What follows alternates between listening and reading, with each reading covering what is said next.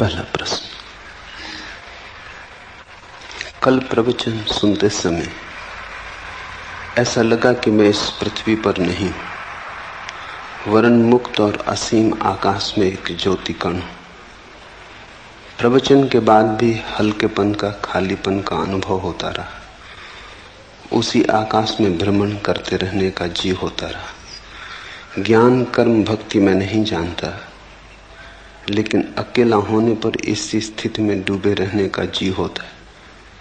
लेकिन कभी कभी यह भाव भी उठता है कि कहीं यह मेरा पागलपन तो नहीं, कहीं यह मेरे अहंकार का ही दूसरा खेल तो नहीं।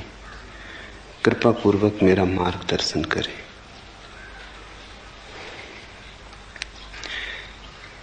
इस पृथ्वी पर हम हैं, पर इस पृथ्वी पर वस्तुतः हम न हो सकते हैं और न हम हैं। प्रतीत होता है पृथ्वी पर हम अजनबी हैं। देह में घर किया है, लेकिन देह हमारा घर नहीं। जैसे कोई परदेश में बस जाए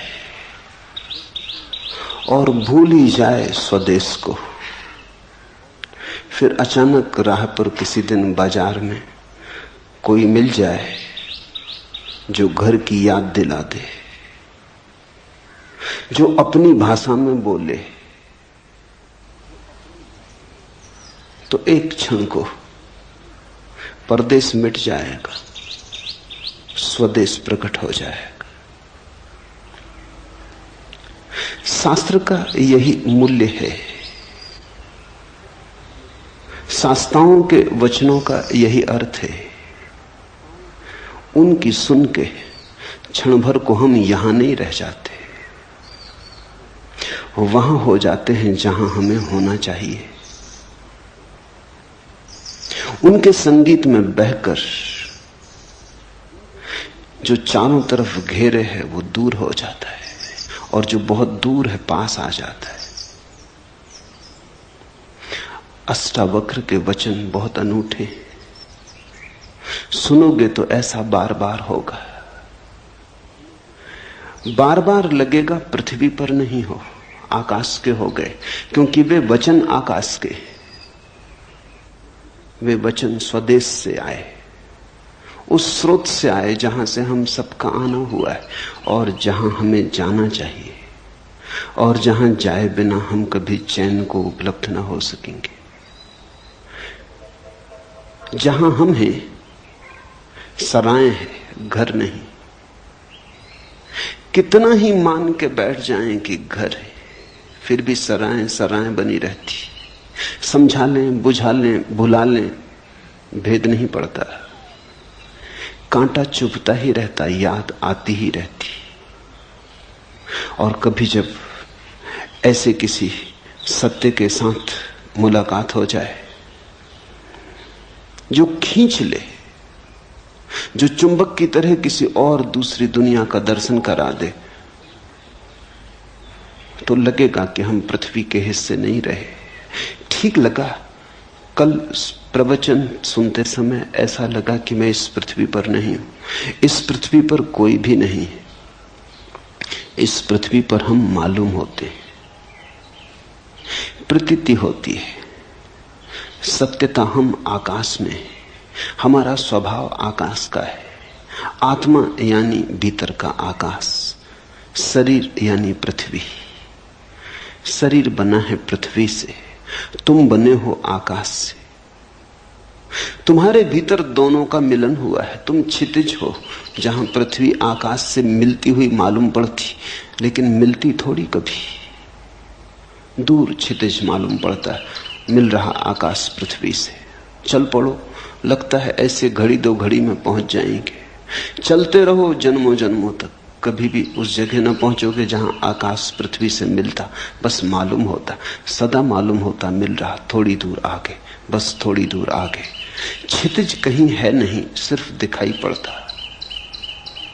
जैसे बाहर क्षितिज है, वैसे ही हमारी अवस्था है। यहां भीतर भी मिलन कभी हुआ नहीं, आत्मा कैसे मिले शरीर से? मर्त्य का अमृत से मिलन कैसे हो?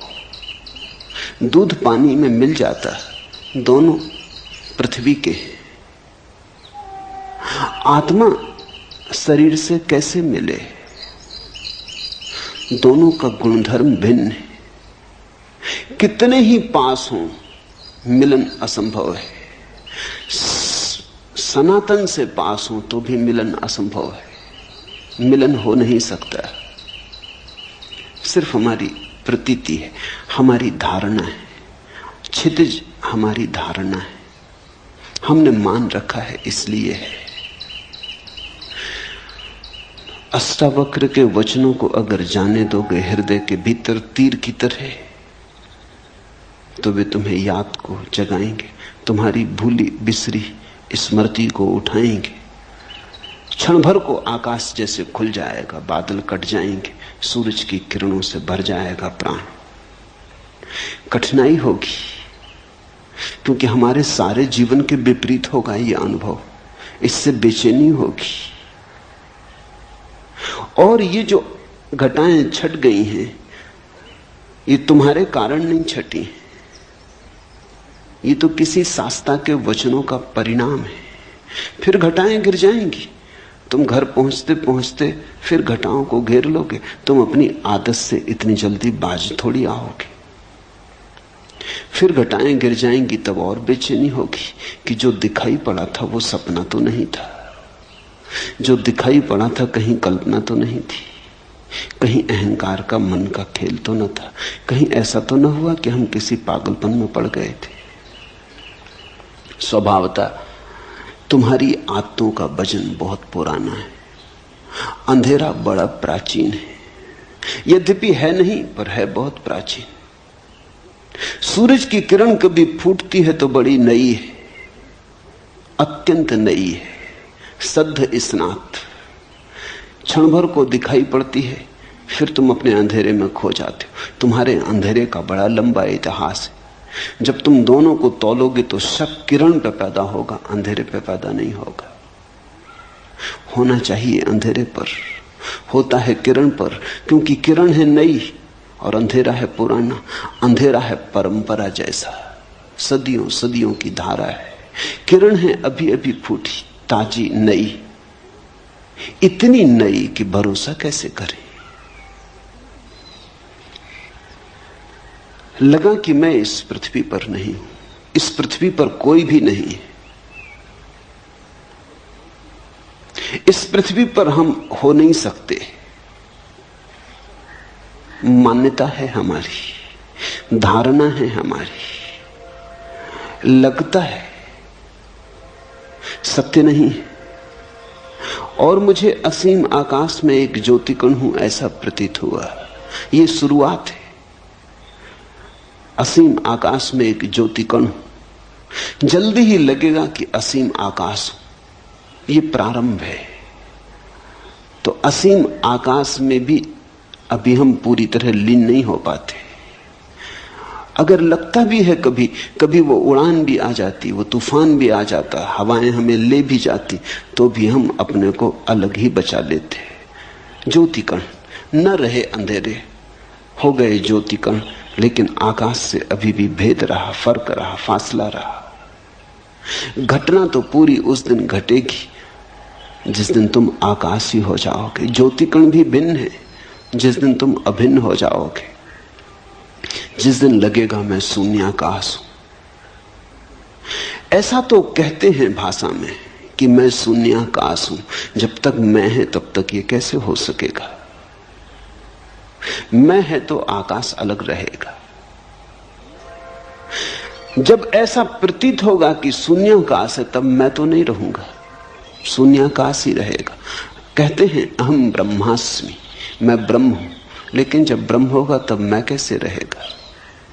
ब्रह्म ही रहेगा, मैं नहीं रहूंगा। पर कहने में और कोई उपाय नहीं। भाषा तो सोए हुए लोगों की है, भाषा तो उनकी है जो परदेश में बस गए और जिन्होंने परदेश को स्वदेश मान लिया। मौन ही ज्ञानियों का है, भाषा तो अज्ञानियों की है। तो जैसे ही कुछ कहो कहते ही सत्य असत्य हो जाता है। अहम ब्रह्मास्मि, मैं ब्रह्म हूं, मैं आकाश हूं, कहते ही असत्य हो गया। आकाश ही है। लेकिन यह भी कहना आकाश ही है पूरा सत्य नहीं है, क्योंकि ही बताता है कि कुछ और भी होगा, अन्यथा ही पर जोर क्यों है? आकाश है, इतने कहने में भी अड़चन है, क्योंकि जो है वो नहीं हो सकता है। हम कहते हैं मकान है, कभी मकान नहीं हो जाता है, गिर जाता है, खंडर हो जाता है। हम कहते हैं आदमी है, कभी आदमी मर जाता है। आकाश इस तरह तो नहीं है, कभी है और कभी नहीं। आकाश तो सदा है। तो आकाश है ऐसा कहना पुनरुक्ति है। आकाश का स्वभाव ही होना है, इसलिए है को क्या दोहराना। है कहना तो उन चीजों के लिए ठीक है जो कभी नहीं भी हो जाती। मनुष्य है, एक दिन नहीं था, आज है, कल फिर नहीं हो जाएगा। हमारी है तो दो नहीं के बीच में। आकाश की है, कल भी है, आज भी है, कल भी है। दो है के बीच में है का क्या अर्थ? दो नहीं के बीच में है का अर्थ होता है। आकाश है, ये भी पुनरुक्ति है। कहें आकाश, लेकिन आकाश जब कहते हैं, शब्द जब बनाते हैं तभी भूल हो जाती। आकाश कहने का अर्थ हुआ कि कुछ और भी होगा जो आकाश से अन्यथा है, भिन्न है। अन्यथा शब्द की क्या जरूरत? अगर एक ही है तो एक कहने का भी कोई प्रयोजन नहीं। एक तो तभी सार्थक है जब दो हो, तीन हो, चार हो, संख्या हो। आकाश भी क्या कहना। इसलिए ज्ञान तो मौन है। परम ज्ञान को शब्दों तक लाना असंभव है। लेकिन हम धन्यभागी हैं कि अष्टावक्र जैसे किन्हीं पुरुषों ने अथक असंभव चेष्टा की है। जहां तक संभव हो सकता था, सत्य की सुगंध को शब्द तक लाने का प्रयास किया है। और इतना ख्याल रखना कि अष्टावक्र जैसी सफल चेतना बहुत कम है।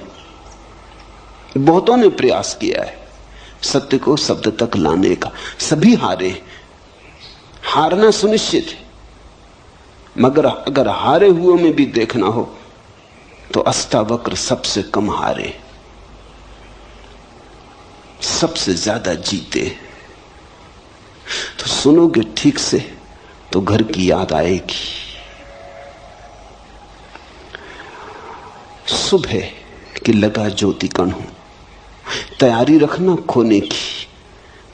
किसी दिन लगेगा ज्योति कण भी खो गया, आकाश ही बचा, तब पूरा मतवालापन छाएगा। तब डूबोगे सत्य की शराब में, तब नाचोगे, तब अमृत की पूरी झलक मिली। प्रवचन के बाद भी हल्केपन, खालीपन का अनुभव होता रहा। उसी आकाश में भ्रमण करने का जी होता रहा। यहां थोड़ी भूल हो जाती। जब भी हमें कुछ सुखद अनुभव होता है तो हम चाहते हैं फिर हो। मनुष्य का मन है बड़ा कमजोर, आकांक्षा से भर जाता, लोभ से भर जाता, प्रलोभन पैदा होता। जो भी सुखद है उसे दोहराने का मन होता। लेकिन एक बात ख्याल रखना, दोहराने में ही भूल हो जाती। जैसे ही तुमने चाहा फिर से हो, कभी ना होगा। क्योंकि जब पहली दफा हुआ था तो तुम्हारे चाहने से ना हुआ था, हो गया था, घटा था, तुम्हारा कृत्य ना था। यही तो अष्टावक्र का पूरा जोर है। सत्य घटता है, कृत्य नहीं, घटना है। सुनते सुनते हुआ था, तुम कर क्या रहे थे? सुनने का अर्थ ही होता है कि तुम कुछ भी ना कर रहे थे, तुम शून्य भाव से बैठे थे, तुम मौन थे, तुम सजग थे, तुम जागे हुए थे, सोए नहीं थे, ठीक। लेकिन तुम कर क्या रहे थे? तुम केवल ग्राहक थे। तुम्हारी चित्त की दशा दर्पण की तरह थी, जो आ जाए झलक जाए, जो कहा जाए सुन लिया जाए। तुम कुछ उसमें जोड़ ना रहे थे। अगर तुम जोड़ रहे होते तो जो घटी है बात वो कभी ना घटती। तुम व्याख्या भी ना कर रहे थे। भीतर बैठे बैठे तुम ये ना कह रहे थे कि हाँ ठीक है, गलत है, मुझसे मेल खाता नहीं मेल खाता, शास्त्र में ऐसा कहा है कि नहीं कहा है। तुम तर्क ना कर रहे थे। अगर तुम तर्क कर रहे थे तो ये घटना ना घटती। जिनने पूछा है, स्वामी ओम प्रकाश सरस्वती ने, उन्हें मैं जानता हूं। तर्क से उनका चित्त बड़ा दूर है। संदेह, विवाद से बहुत दूर है। जा चुके वे दिन। कभी किया होगा तर्क, कभी किया होगा संदेह, जीवन के अनुभव से पक गए। अब नहीं, वो बचपना मन में रहा, इसलिए घटना घट सकी। सुन रहे थे, कुछ करना रहे थे, बैठे थे, बैठे बैठे हो गया।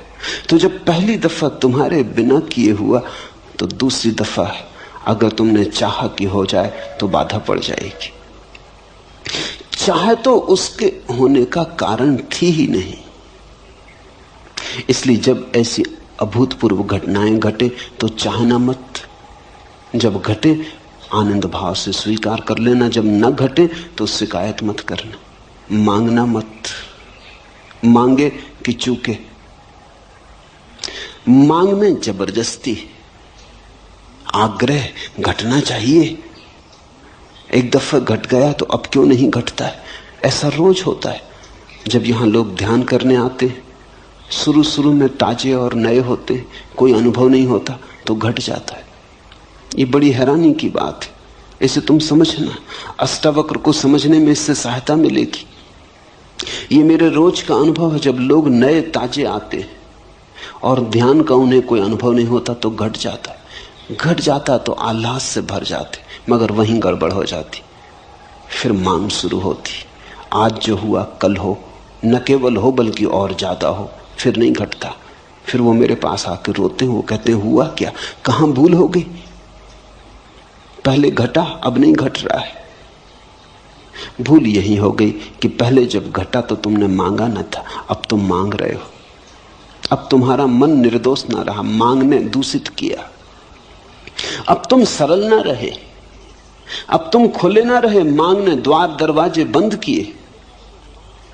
आकांक्षा जग गई, आकांक्षा ने सब विकृत कर दिया। वासना खड़ी हो गई, लोभ पैदा हो गया। ऐसा रोज होता है। जो लोग बहुत दिन से ध्यान कर रहे हैं, बहुत तरह की प्रक्रियाएं कर रहे हैं, उन्हें ध्यान बड़े मुश्किल से लगता है। उनका अनुभव बाधा बनता है। कभी कभी कोई चला आता है ऐसे ही तरंगों में बहता हुआ। कोई मित्र आता था, उसने कभी सोचा भी नहीं ध्यान का। कोई मित्र आता था, उसने सोचा चलो चले चले देखें क्या है। कुतूहलवश चला आया था। कोई वासना न थी, कोई अध्यात्म की खोज भी न थी, कोई चेष्टा भी न थी। ऐसे ही चला आया था। औरों को ध्यान करते देख तरंग आ गई, सम्मिलित हो गया, घट गए। चौंका आदमी, मैं तो आया ही नहीं था ध्यान करने और ध्यान हो गया। बस फिर अड़चन। अब दोबारा जब आता है तो आकांक्षा है, मन में रस है, फिर से हो, लोभ है, पुनरुक्ति का भाव है। मन आ गया, मन ने सब खेल खराब कर दिए। जहां मन नहीं है वहां घटता है। ध्यान रखना, मन पुनरुक्ति की वासना है। जो हुआ सुखद फिर से हो, जो हुआ दुखद फिर कभी ना हो, यही तो मन है। मन चुनाव करता है, ये हो और ये ना हो, ऐसा बार बार हो और ऐसा अब कभी ना हो, यही तो मन है। जब तुम जीवन के साथ बहने लगते, जो हो ठीक, जो ना हो ठीक। दुख आए तो स्वीकार,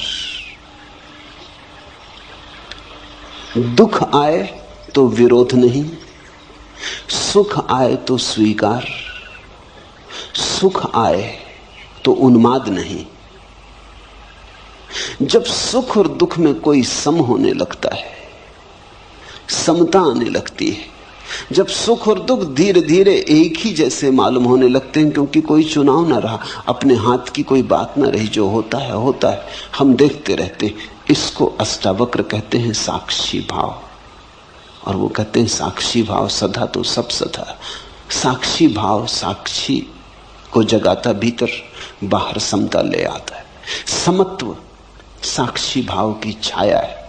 या तुम समत्व में उपलब्ध हो जाओ तो साक्षी भाव चला आता है। वे दोनों साथ साथ चलते, वे एक ही घटना के दो पैर या दो पंख हैं।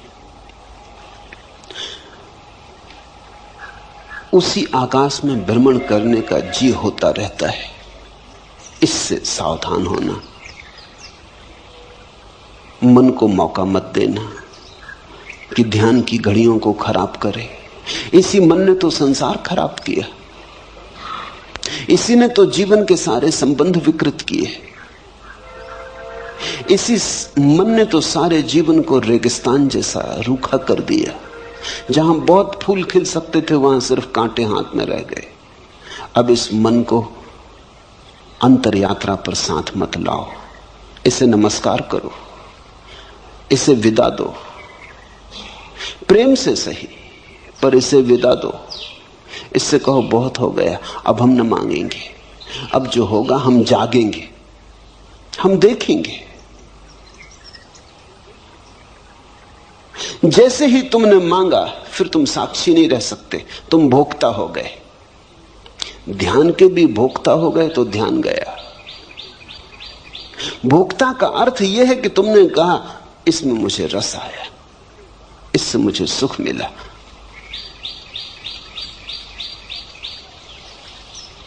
ज्ञान कर्म भक्ति में नहीं जानता, लेकिन अकेला होने पर इसी स्थिति में डूबे रहने का जी होता है। छोड़ो इस जी को और तुम डूबोगे इसी स्थिति में।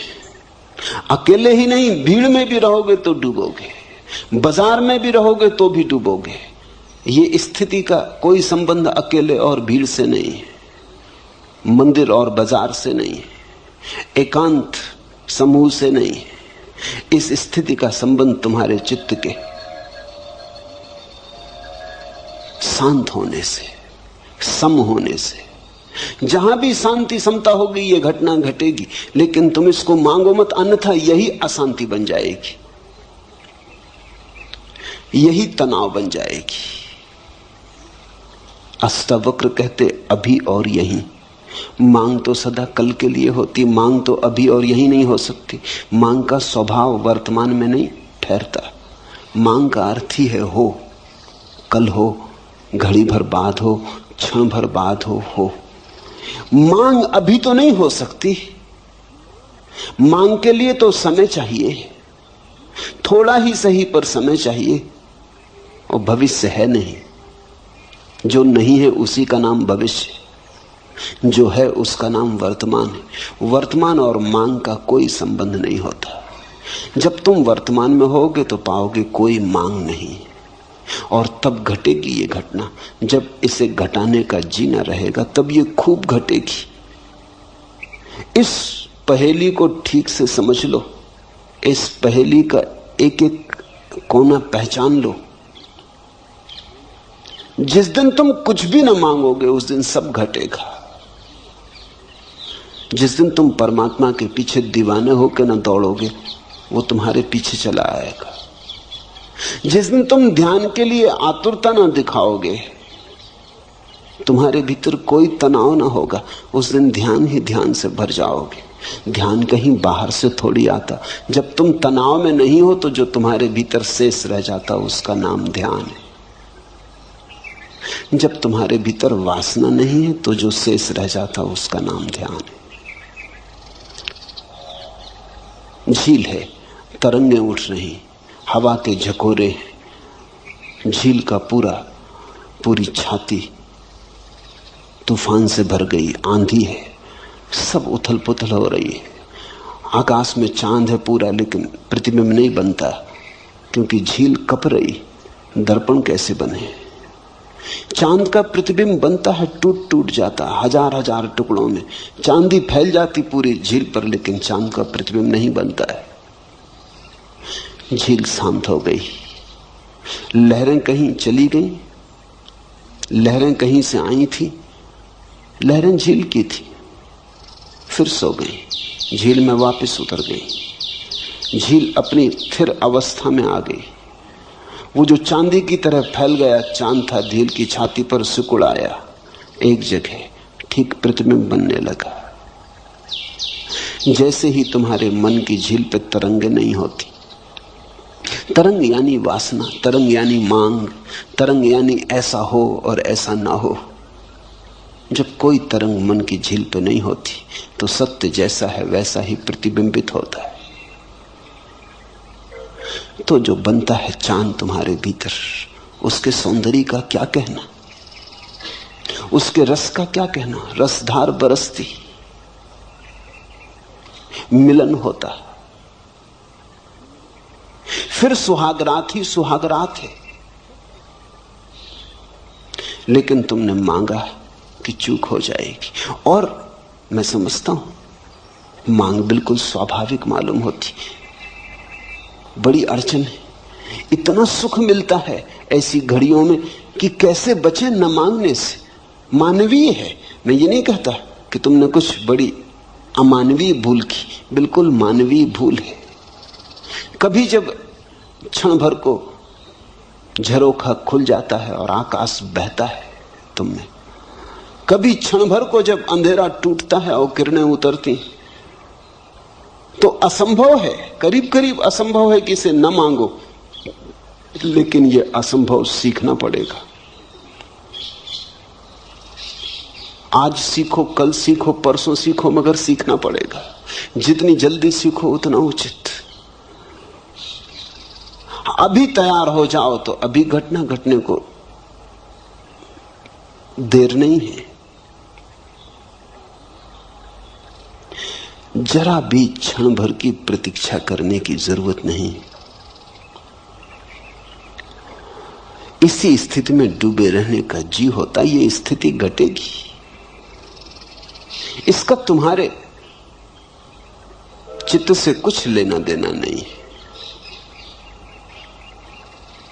इसलिए तुम अपने चित्त को पीछे छोड़ो। वो जब बीच बीच में आए तब उसे बार बार कह दो कि क्षमा करो, बहुत हुआ, काफी हुआ, संसार खराब किया, परमात्मा तो खराब मत करो। जीवन के सारे सुख विकृत कर डाले, अब ये अंतरतम के सुख आ रहे हैं, इन्हें तो विकृत मत करो। सजग रह के मन को नमस्कार कर लो, विदा दे दो। धीरे धीरे धीरे धीरे ऐसी घड़ी आने लगेंगी, तुम्हारे अनुभव से ही आएंगी। जब मन नहीं होगा तत्क्षण फिर वही झरोका खुलता है, फिर बहती रसधार, फिर उतरता प्रकाश, फिर तुम आलोकित, फिर तुम मग्न, फिर तुम अमृत में डूबे। जब ऐसा बार बार होगा तो बात साफ हो जाएगी। तो फिर मन से तुम अपने को दूर रखने में कुशल हो जाओगे। जब घटे तब घट जाने देना, जब न घटे तब शांति से प्रतीक्षा करते रहना। आएगा, जो एक बार आया है बार बार आएगा। तुम भर मत मांगना, तुम भर बीच में मत आना, तुम भर बाधा मत देना। लेकिन कभी कभी ये भाव भी उठता है कि कहीं ये मेरा पागलपन तो नहीं।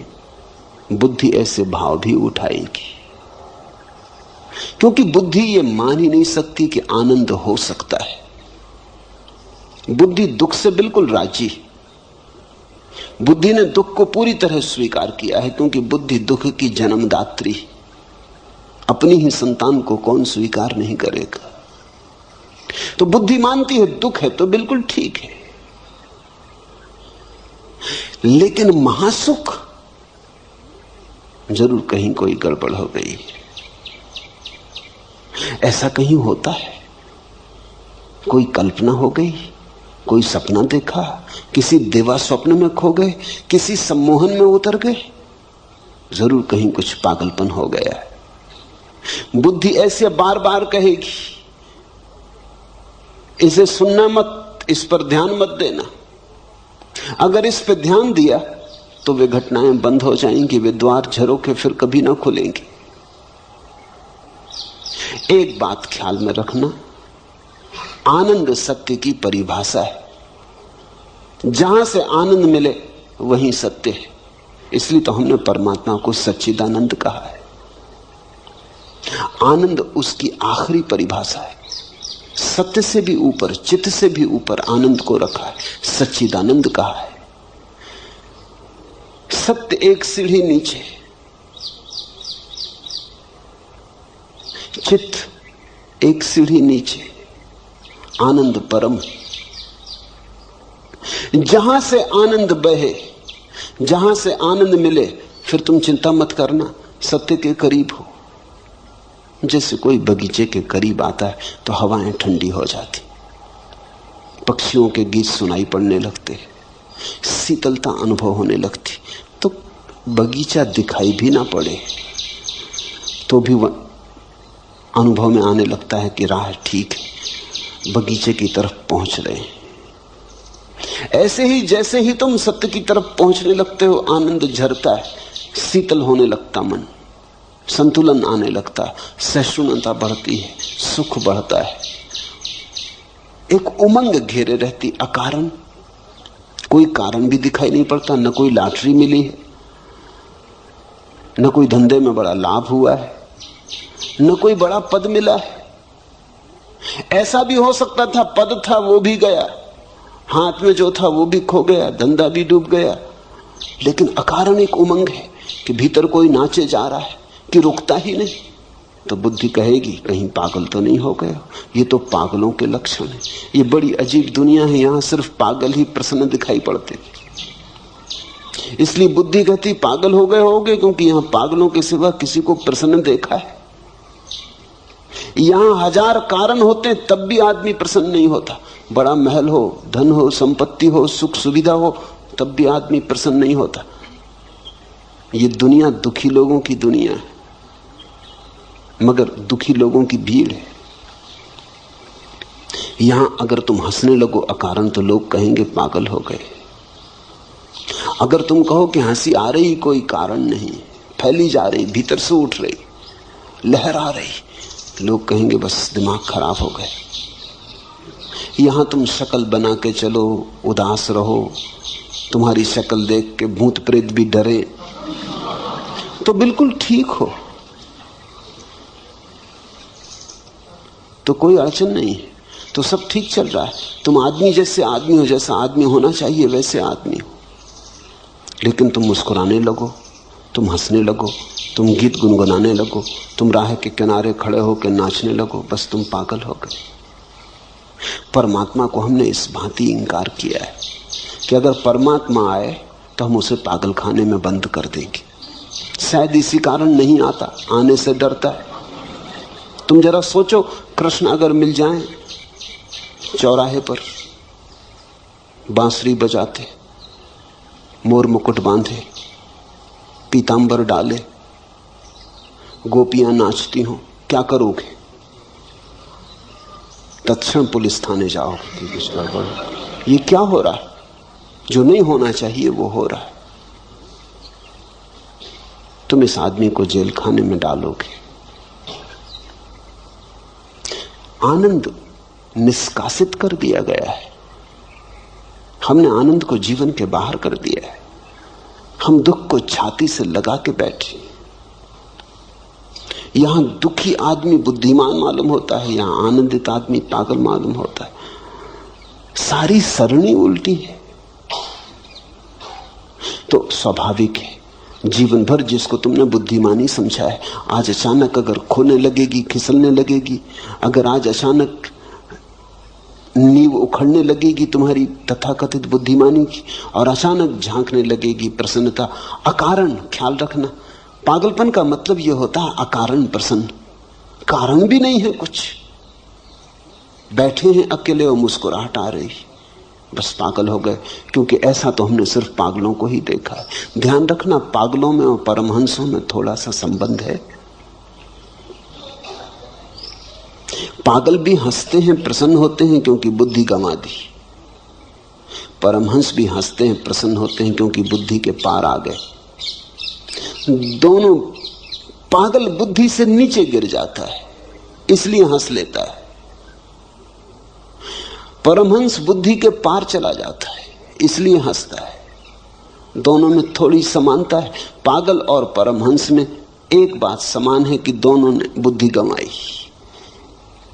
एक ने होशपूर्वक गंवाई है, एक ने बेहोशी में गंवाई है। इसलिए फर्क बहुत है, जमीन आसमान जितना फर्क है, लेकिन फिर भी एक समानता है।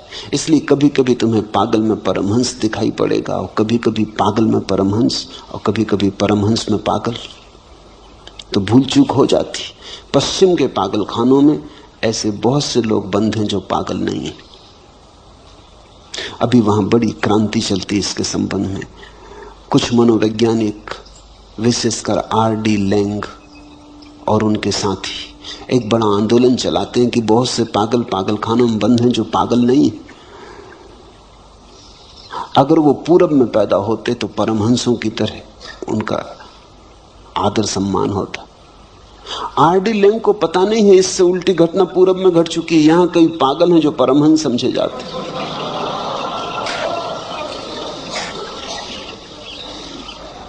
मगर आदमी आदमी है। यहां पूरब में कई पागल परमहंस समझ लिए गए, मगर भूल चूक होती क्योंकि दोनों की सीमाएं एक दूसरे पे पड़ जाती। तो ये शक स्वाभाविक है। एक ही बात ख्याल रखना है इसमें, आनंद बढ़ रहा हो घबराना मत। मगर आनंद पागलपन के कारण भी बढ़ सकता है। तो सुरक्षा की कसौटी क्या है? सुरक्षा की कसौटी यह है, तुम्हारा आनंद बढ़ रहा हो और तुम्हारे कारण किसी का दुख न बढ़ रहा हो तो बेफिक्री से जाना। तुम्हारा आनंद किसी की हिंसा, किसी पे आक्रमण, किसी को दुख देने पर निर्भर ना हो तो फिर पागलपन से डरने की कोई वजह नहीं है। अगर पागल भी हो रहे तो ये पागलपन बिल्कुल शुभ है, ठीक है। फिर बेझिझक इसमें प्रवेश कर जाना। डरने का कारण तो तभी है जब तुम किसी को नुकसान पहुंचाने लगो। तुम्हारे नाच से किसी को कोई बाधा नहीं है, लेकिन कोई सो रहा है, तुम उसकी छाती पे जाकर ढोल बजाकर नाचने लगो। तुम नाचो, इससे कुछ अड़चन नहीं है। तुम गुनगुनाओ राम का नाम, ये ठीक है, लेकिन माइक लगा के आधी रात में और तुम अखंड कीर्तन शुरू कर दो तो तुम पागल।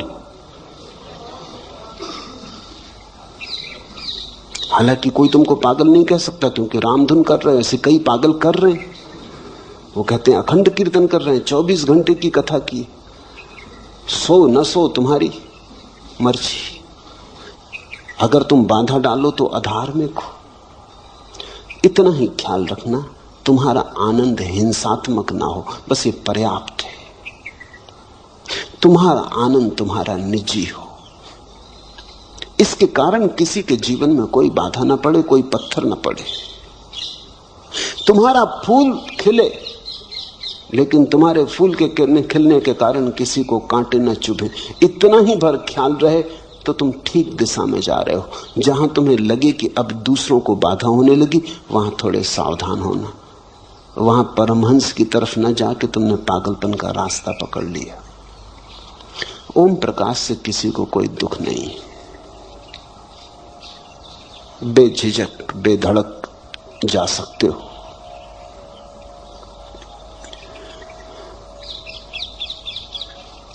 कल मैं एक गीत पढ़ रहा था,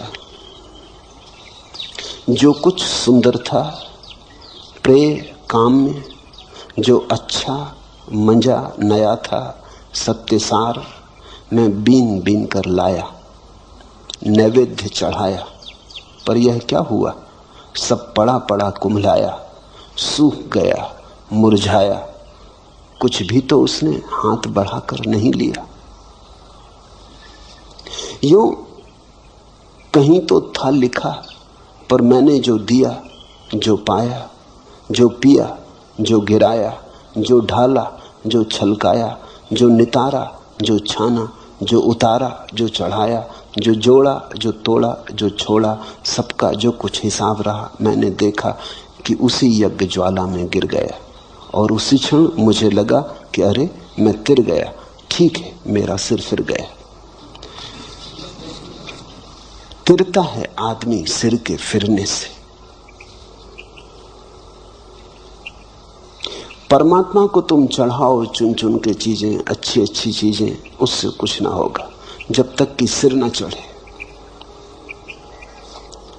सुनो, फिर जो कुछ सुंदर था प्रेम काम में, जो अच्छा मंजा नया था, सबके सार मैं बीन बीन कर लाया, नैवेद्य चढ़ाया। पर यह क्या हुआ? सब पड़ा पड़ा कुम्हलाया, सूख गया मुरझाया, कुछ भी तो उसने हाथ बढ़ाकर नहीं लिया। तुम ले आओ सुंदरतम को खोजकर, बहुमूल्य को खोजकर, चढ़ाओ कोहिनूर, कुम्हलाएंगे। तोड़ो फूल कमल के, गुलाब के, चढ़ाओ कुम्हलाएंगे। एक ही चीज वहां स्वीकार है, वो तुम्हारा सिर, वो तुम्हारा अहंकार, वो तुम्हारी बुद्धि, वो तुम्हारा मन। अलग अलग नाम है, बात एक ही है। वहां चढ़ाओ अपने को।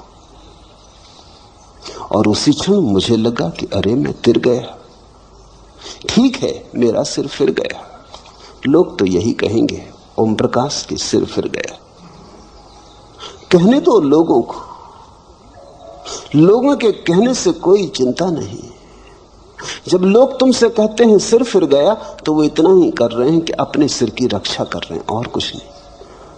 जब लोग तुमसे कहते हैं तुम्हारा सिर फिर गया, तो वो ये कह रहे हैं कि बचाओ हमें, इधर इस तरफ मत आओ, हमें मत सुनाओ ये गीत, मत ये हंसी हमारे द्वार लाओ,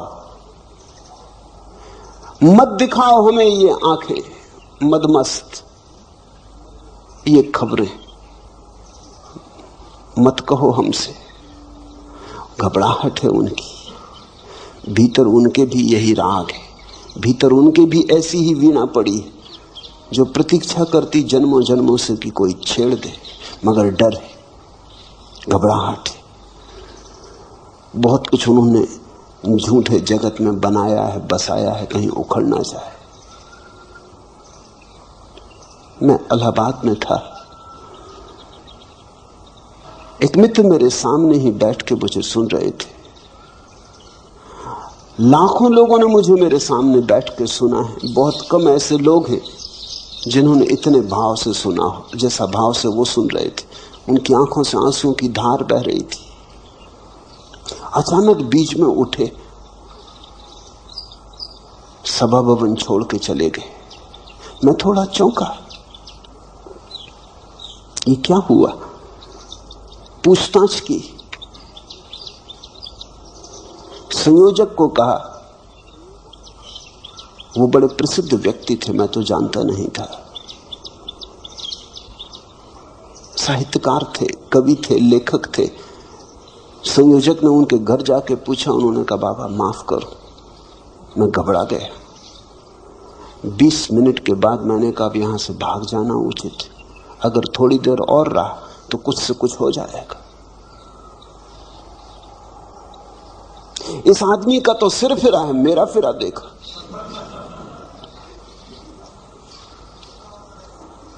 आऊंगा, अभी नहीं, जरूर आऊंगा, पर थोड़ा समय दो। और 2 रात से मैं सो नहीं सका हूं और बातें मेरे मन में गूंज रही। नहीं, अभी मेरे पास बहुत काम करने को पड़े, अभी बच्चे छोटे, अभी घर गृहस्थी संभालनी। जरूर आऊंगा, तुम जाओ, उनसे कहना जरूर आऊंगा, लेकिन अभी नहीं। जब कोई तुमसे कहता है तुम्हारा सिर फिर गया, वो सिर्फ अपनी आत्मरक्षा कर रहा, वो ये कह रहा है कि ऐसा मान के कि तुम्हारा सिर फिर गया, मैं अपने आकर्षण को रोकता हूं।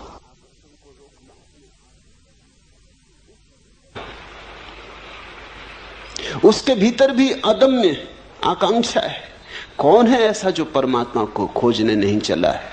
कौन है ऐसा जो आनंद का प्यासा नहीं है? कौन है ऐसा जिससे सत्य की अभीप्सा नहीं? ऐसा कभी कोई हुआ ही नहीं। जिनको तुम नास्तिक कहते हो वे ही लोग हैं जो घबरा गए। वे ही लोग हैं जो कहते हैं नहीं, कोई परमात्मा नहीं।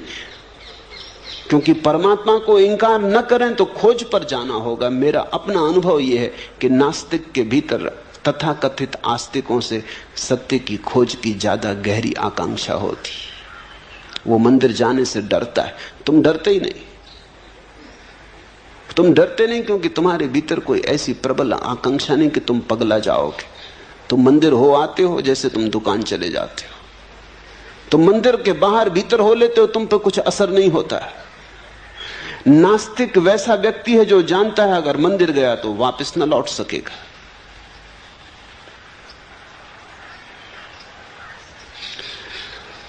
गया तो वैसा का वैसा वापस न लौट सकेगा। तो एक ही उपाय है, वो कहता है ईश्वर नहीं है, धर्म सब पाखंड है। वो अपने को बचा रहा है, समझा रहा है कि ईश्वर है ही नहीं तो मंदिर जाना क्यों? ईश्वर है नहीं तो क्यों उलझन में पड़ना, क्यों ध्यान, क्यों प्रार्थना? मेरे देखे नास्तिक के भीतर आत्मरक्षा चल रही है। मैंने अब तक कोई नास्तिक नहीं देखा जो वस्तुतः नास्तिक हो। आदमी नास्तिक हो कैसे सकता है? नास्तिक का तो अर्थ हुआ कि कोई आदमी नहीं के भीतर रहने का प्रयास कर रहा है। नहीं के भीतर कोई रह कैसे सकता है? नास्ति में कोई जी कैसे सकता है? जीने के लिए हां चाहिए। नहीं में कहीं फूल खिलते? हां चाहिए, स्वीकार चाहिए। जीवन में जितना स्वीकार होता है उतने ही फूल खिलते, लेकिन सीमा के बाहर फूल न खिल जाएं इससे भय होता है। कहीं फूल इतने न खिल जाएं कि मैं उन्हें संभाल ना पाऊं। कल रात एक युवक ने मुझे कहा कि अब मुझे बचाएं, ये जरूरत से ज्यादा हुई जा रही बात। मैं इतना प्रसन्न हूं कि लगता है मैं टूट जाऊंगा। इतना आनंद है कि लगता है मैं संभाल ना पाऊंगा। ये मेरे हृदय का पात्र छोटा है, मुझे बचाएं। मैं इसके ऊपर से बाहर जा रहा हूं। ये मेरी सीमाएं सब टूटी जा रही हैं और मुझे डर है कि अगर मैं इसके साथ बह गया तो फिर लौट ना पाऊंगा। नियंत्रण कहीं खो ना जाए, ये भय। अहंकार दुख के साथ भली भांति जी लेता है क्योंकि दुख में नियंत्रण नहीं खोता। कितने ही तुम रो दुख में, तुम अपने मालिक रहते हो। नियंत्रण खोता है आनंद में। सीमा टूटती आनंद में, दुख में कभी कोई सीमा नहीं टूटती। नरक में भी सीमा नहीं टूटती। तुम नरक में भी पड़े रहो तो भी तुम अपने भीतर मजबूत रहते हो। सीमा टूटती है स्वर्ग में, वहां नियंत्रण खो जाता है। जहां नियंत्रण खोता वहां अहंकार खो जाता है। जहां नियंत्रण खोता वहां बुद्धि की पकड़ खो जाती, तर्क का जाल खो जाता। वही हो रहा है। घबराना मत, तिरने का क्षण करीब आ रहा है, लेकिन सिर फिरे बिना कोई कभी तिरा नहीं।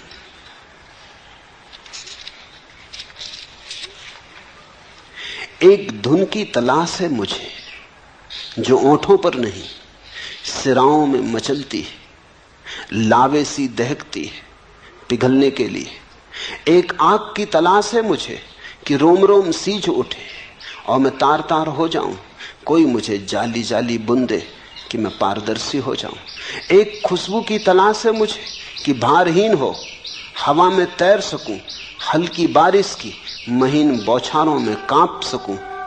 गहराती सांझ के सलेटी आसमान पर चमकना चाहता हूं कुछ देर। एक सोख रंग की तलाश है मुझे। ओम प्रकाश, वही सोख रंग मैंने तुम्हें दे दिया है। ये गैरिक वस्त्र वही सोख रंग है। बहो, सीमाएं छोड़ के बहो, बुद्धि के पार बहो। जाने दो नियंत्रण। नियंत्रण का अर्थ है कर्ता। छोड़ो नियंत्रण। कर्ता अगर कोई है तो एक परमात्मा है। तुम परमात्मा से होड़ ना करो, उससे प्रतिस्पर्धा ना लो। उसके साथ संघर्ष मत करो, करो समर्पण, बहो उसकी धार के साथ, तिरोगे। जो डूब जाते वही तिरते, जो तिरने की चेष्टा करते डूब जाते।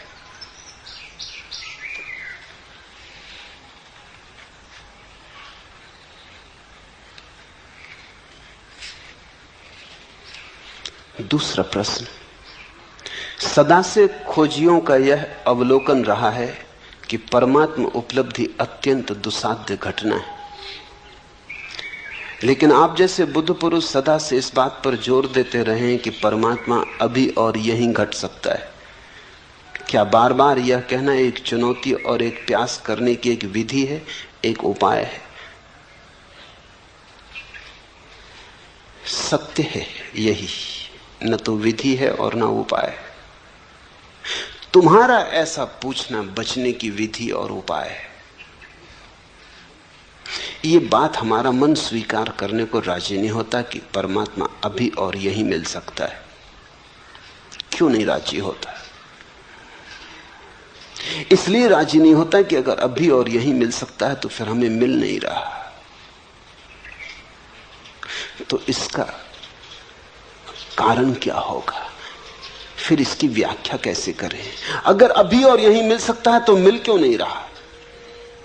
बेचैनी खड़ी हो जाती है, अभी और यहीं मिल सकता है, मिल तो नहीं रहा। तो इसे समझाएं कैसे? तो बड़ी अड़चन की बात हो गई। इस अड़चन को सुलझाने के लिए तुम कहते हो मिल तो सकता है लेकिन पात्रता चाहिए। बुद्धि रास्ते निकालती, जहां उलझन खड़ी हो जाती उसे सुलझाती। रास्ता खोजना पड़ेगा, पात्रता खोजनी पड़ेगी, शुद्ध होना पड़ेगा, तब मिलेगा। और अगर अष्टावक्र कहते हैं अभी और यहीं मिल सकता तो जरूर इसमें कुछ कारण है।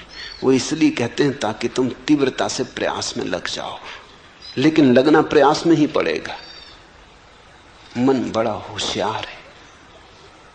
अष्टावक्र की बात बिल्कुल सीधी साफ है, परमात्मा अभी और यहीं मिल सकता है क्योंकि परमात्मा कोई उपलब्धि नहीं है, परमात्मा तुम्हारा स्वभाव है। सारा जोर सीधा है, तुम परमात्मा हो, मिल सकने की बात ही गलत है। जब हम कहते हैं अभी और यहीं मिल सकता है तो इसका अर्थ इतना ही हुआ कि मिला ही हुआ है। जरा आंख खोलो और देखो। मिल सकते की भाषा ठीक नहीं है। मिल सकने में तो ऐसा लगता है तुम अलग हो और परमात्मा अलग है। तुम खोजने वाले हो, वो खोज का लक्ष्य, तुम यात्री हो, वो मंजिल। नहीं, अभी और यहीं मिल सकता है कि इतना ही अर्थ है कि तुम वही हो जिसे तुम खोज रहे हो। जरा अपने को पहचानो, आंख खोलो और देखो, या आंख बंद करो और देखो, मगर देखो। थोड़े दृष्टि की बात है, पात्रता की नहीं। पात्रता का तो अर्थ हुआ कि परमात्मा भी सौदा है। जैसे तुम बाजार में जाते हो तो कोई चीज 1000 रुपए की है, कोई लाख रुपए की है, कोई 10 लाख रुपए की है, हर चीज का मूल्य है। तो पात्रता का तो अर्थ हुआ कि परमात्मा का भी मूल्य है। जो पात्रता अर्जित करेगा, मूल्य चुकाएगा, उसे मिलेगा। तुम परमात्मा को भी बाजार में एक वस्तु बना देना चाहते हो। त्याग करोगे, तपस्या करोगे तो मिलेगा, मूल्य चुकाओगे तो मिलेगा, मुफ्त कहीं मिलता है। तुम परमात्मा को खींच के दुकान पर रख देते हो, डब्बे में बंद कर देते हो, दाम लिख देते हो। तुम कहते हो इतने उपवास करो, इतना ध्यान करो, इतनी तपस्या करो, धूप में तपो, सर्दी आतप सहो, तब मिलेगा। कभी इस पर तुमने सोचा कि ये तुम क्या कह रहे हो? तुम ये कह रहे हो कि तुम्हारे कुछ करने से परमात्मा के मिलने का संबंध हो सकता है। तुम जो करोगे वो तुम्हारा किया ही होगा। तुम्हारा किया तुमसे बड़ा नहीं हो सकता। तुम्हारी तपस्या तुम्हारी ही होगी।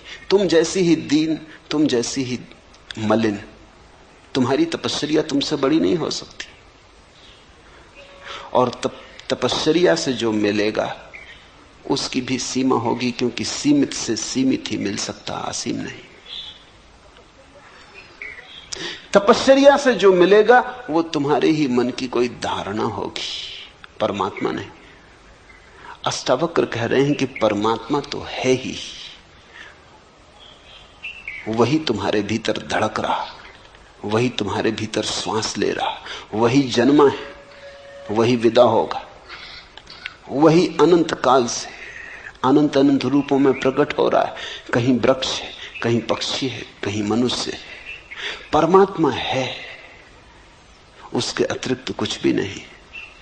इस सत्य की प्रतिभिज्ञा, इस सत्य का स्मरण।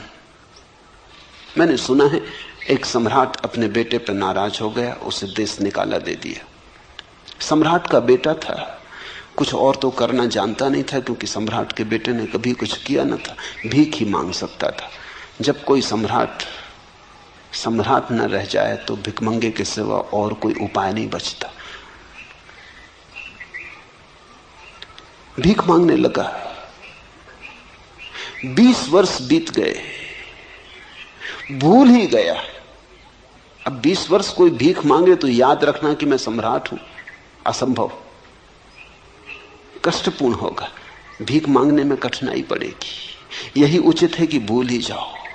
वो भूल ही गया था, अन्यथा भीख कैसे मांगे? सम्राट और भीख मांगे, द्वार द्वार दरवाजे दरवाजे भिक्षा पात्र लेके खड़ा हो, होटल में रेस्तरां के सामने भीख मांगे, जूठन मांगे। सम्राट को भुला ही देना पड़ा, विस्मृत ही कर देना पड़ा। वो बात ही गई।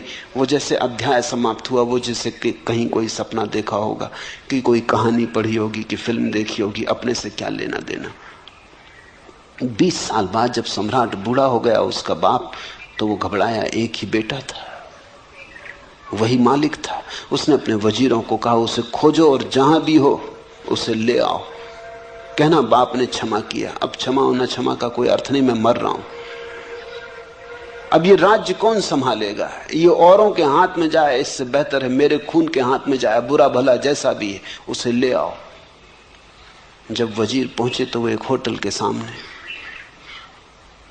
पैसे मांग रहा था, टूटा सा पात्र लिए, नंगा था, पैरों में जूते नहीं थे, भरी दोपहरी थी, गर्मी के दिन थे, लू बहती थी, पैर जल रहे थे, और वो मांग रहा था कि मुझे जूते खरीदने हैं, इसके लिए कुछ पैसे मिल जाएं।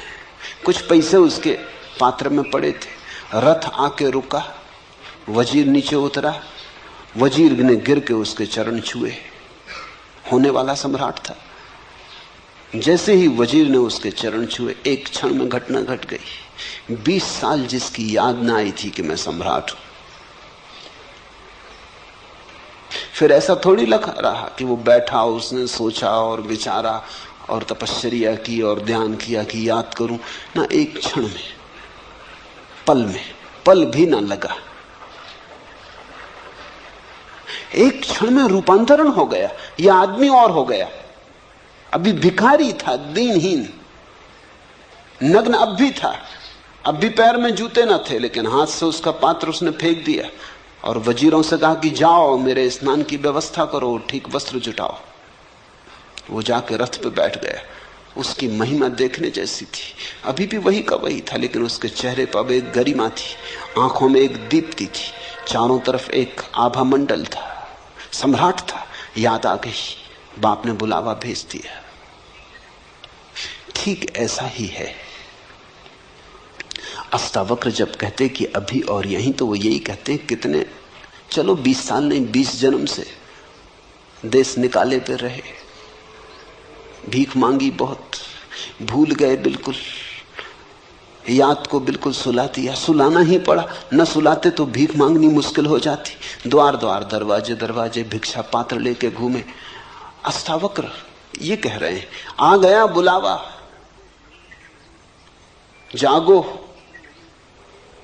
भिखमंगे तुम नहीं हो, सम्राट के बेटे हो। अगर कोई ठीक से सुन लेगा तो घटना सुनने में ही घट जाएगी। यही अष्टावक्र गीता का महात्म्य है, महिमा है। कोई आग्रह नहीं कि कुछ करो, सिर्फ सुन लो, सिर्फ सत्य को पहुंचने दो तुम्हारे हृदय तक, बाधा मत बनो, ग्राहक रहो, सिर्फ सुन लो, पहुंच जाए ये तीर तुम्हारे हृदय में, इसकी चोट बस पर्याप्त, जन्मों जन्मों की विस्मृति टूट जाएगी, स्मरण लौट आएगा, तुम परमात्मा हो। इसलिए वे कहते हैं अभी और यहीं। अब तुम तरकीबें मत खोजो, तुम कहते हो शायद ये विधि होगी, उपाय होगा कि लोगों की त्वरा बढ़े, तीव्रता बढ़े। स्वामी योग चिन्मय ने पूछा है, चिन्मय के पास, चिन्मय की बुद्धि में चेष्टा, प्रयास, तप जरूरत से ज्यादा है। साधारण योगी की जो पकड़ होती वैसी पकड़ है। ये अष्टावक्र के वचन साधारण योगी के लिए नहीं है, असाधारण प्रज्ञावान जो सुन के ही जाग जाए। जिनमें थोड़े हठ योगी, काफी पिटाई हो तो थोड़े बहुत चलेंगे, कोड़े को देख के, उसकी छाया को देख के नहीं चल सकते। हंसना मत, क्योंकि जिनमें जैसे ही अधिक लोग हैं। हंस के तुम ये मत सोचना कि तुमने हंस लिया तो तुम चिन्मय से भिन्न हो, कि देखो तुम तो हंसे। चिन्मय ने कम से कम हिम्मत करके पूछा, तुमने पूछा नहीं, बस इतना ही फर्क है। हो तुम भी वही। ये अष्टावक्र की गीता पूरी हो जाएगी, और अगर तुम परमात्मा न हो गए तो समझ लेना कि वही हो, कोई फर्क नहीं। अगर इस सुनने में तुम जाग जाओ और परमात्मा हो जाओ तो ही कोड़े की छाया ने काम किया। सदा से खोजियों का यह अवलोकन रहा है कि परमात्मा उपलब्धि अत्यंत दुसाध्य घटना है। खोजी शुरू से ही भ्रांत है। खोजी का अर्थ ही यह है कि वो मान लिया है कि परमात्मा को खोजना है, कि परमात्मा को खो दिया है। उसने एक बात तो मान ली कि खो दिया परमात्मा को। ये भी कोई बात हुई कि खो दिया परमात्मा को? परमात्मा को खो कैसे सकते हो? मेरे पास लोग आते, वो कहते परमात्मा खोजना। मैं कहता हूं चलो ठीक, खोजो, लेकिन खोया कहां, कब खोया? वो कहते इसका तो कुछ पता नहीं, पहले इसका तो तुम ठीक से पता कर लो, कहीं ऐसा ना हो कि खोया ही ना हो। कभी कभी ऐसा हो जाता है कि चश्मा नाक पे चढ़ा है और उसी चश्मे से देख के चश्मा खोज रहे हैं।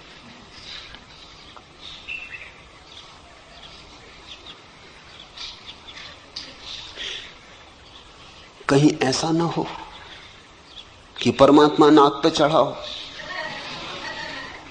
और तुम उसी परमात्मा से खोज रहे हो। ऐसा ही है। खोजी बुनियादी रूप से भ्रांत है। उसने एक बात तो मान ली कि परमात्मा खो दिया है, या परमात्मा को अब तक खोजा नहीं, पाया नहीं, वो कहीं दूर है, उसे खोजना है। खोज से कभी परमात्मा नहीं मिलता। खोज खोज के तो इतना ही पता चलता है, खोजने में कुछ भी नहीं है। एक दिन खोजते खोजते खोज गिर जाती, खोज के गिरते ही परमात्मा मिलता है। बुद्ध ने 6 वर्ष तक खोजा, खूब खोजा। उनसे बड़ा खोजी और कहां खोजोगे। जहां जहां खबर मिली कि कोई ज्ञान को उपलब्ध है, वहां वहां गए, सभी चरणों में सिर रखा। जो गुरुओं ने कहा वही किया। गुरु भी थक गए उनसे, क्योंकि गुरु उन शिष्यों से कभी नहीं थकते जो आज्ञा का उल्लंघन करते। उनसे कभी नहीं थकते, क्योंकि उनके पास सदा कहने को कि तुम आज्ञा मान ही नहीं रहे, इसलिए कुछ नहीं घट रहा है, हम क्या करें। गुरु को बड़ी सुविधा है, अगर तुम गुरु की न मानो। वह सदा कह सकता है कि तुमने माना ही नहीं, मानते तो घट जाता। मगर बुद्ध के साथ गुरु मुश्किल में पड़ गए। जो गुरुओं ने कहा बुद्ध ने वही किया। उन्होंने 1 शेर कहा तो बुद्ध ने 1.25 शेर किया। गुरु ने आखिर उनसे हाथ जोड़ लिया कि तू भाई कहीं और जा। जो हम बता सकते थे बता दिया। बुद्ध ने कहा इससे तो कुछ घट नहीं रहा है। उन्होंने कहा इससे ज्यादा हमें भी नहीं घटा है, तेरे से क्या छिपाना। तू कहीं और जा। इतने प्रामाणिक व्यक्ति के सामने गुरु भी धोखा न दे पाए। सब तरफ खोज के बुद्ध ने आखिर पाया कि नहीं, खोजने से मिलता ही नहीं। संसार तो व्यर्थ था ही, अध्यात्म भी व्यर्थ हुआ। भोग तो व्यर्थ हो ही चुका था, जिस दिन महल छोड़ा उस दिन व्यर्थ हो चुका था, इसीलिए छोड़ा। योग भी व्यर्थ हुआ। न भोग में कुछ है न योग में कुछ है। अब क्या करें? अब तो करने को ही कुछ ना बचा। अब तो कर्ता होने के लिए कोई सुविधा न रही। इस सूत्र को ठीक से समझना। न भोग बचा, न योग बचा, न संसार बचा, न स्वर्ग बचा। तो अब कर्ता होने के लिए जगह ही न बची। कुछ करने को बचे तो कर्ता बच सकता है, कुछ करने को न बचा। उसी रात घटना घटी। उस सांझ बोधि वृक्ष के नीचे वे बैठे तो करने को कुछ भी न था। बड़ी हैरानी में पड़े। संसार छोड़ दिया था तो योग पकड़ लिया था, भोग छोड़ दिया था तो अध्यात्म पकड़ लिया था। कुछ तो करने को था तो मन उलझा था। अब मन को कोई जगह न बची। मन का पक्षी तड़फड़ाने लगा, कोई जगह नहीं। मन के लिए जगह चाहिए। अहंकार के लिए कर्ता का रस चाहिए, कर्तव्य चाहिए। कुछ करने को हो तो अहंकार बचे। कुछ था ही नहीं करने को। जरा थोड़ा सोचो। एक गहन उदासीनता, जिसको अष्टावक्र वैराग्य कहते, वो उदय हुआ। योगी विरागी नहीं है, क्योंकि योगी नए भोग खोज रहा है। योगी आध्यात्मिक भोग खोज रहा है, विरागी नहीं है। अभी भोग की आकांक्षा है। संसार में नहीं मिला तो परमात्मा में खोज रहा है, लेकिन खोज जारी है। यहां नहीं मिला तो वहां खोज रहा है, बाहर नहीं मिला तो भीतर खोज रहा है, लेकिन खोज जारी है। भोगी विरागी नहीं है, योगी भी विरागी नहीं है। हाँ, उनकी खोज राग की अलग अलग है। एक बाहर की तरफ जाता, एक भीतर की तरफ जाता, लेकिन जाते दोनों। उस रात बुद्ध को जाने को कुछ न बचा, न बाहर न भीतर। उस रात की तुम जरा कल्पना करो। उस रात को जरा जगाओ और सोचो कि कैसी वो रात रही होगी। उस दिन पहली दफा विश्राम उपलब्ध हुआ, जिसको अष्टावक्र कहते हैं, जो चित्त में विश्राम को उपलब्ध हो जाए तो सत्य उपलब्ध हो जाता। उस दिन विश्राम उपलब्ध हुआ। जब तक कुछ करने को शेष है तब तक श्रम जारी रहता है। जब तक कुछ करने को शेष है तनाव जारी रहता। अब तनाव करके भी क्या करना? शरीर भी ढीला छूट गया, मन भी ढीला छूट गया। वो उस वृक्ष के नीचे पड़ गए और सो गए। सुबह जब उनकी आंख खुली तो ऐसी खुली जैसी सबकी खुलनी चाहिए। सुबह जब आंख खुली तो पहली दफा खुली। सदियों सदियों से बंद थी वो आंख खुली। सुबह जब आंख खुली तो भोर का आखिरी तारा डूबता था। उस भोर के आखिरी तारे को उन्होंने डूबते हुए देखा। इधर बाहर भोर का आखिरी तारा डूब गया, उधर भीतर भी मन की आखिरी रेखा विसर्जित हो गई। कुछ भी ना था, भीतर कोई भी ना बचा। सन्नाटा था, शून्य था, विराट शून्य था, आकाश था। कहते हैं बुद्ध 7 दिन वैसे ही बैठे रहे, मूर्तिवत, हिले नहीं डुले नहीं। कहते हैं देवता घबरा गए।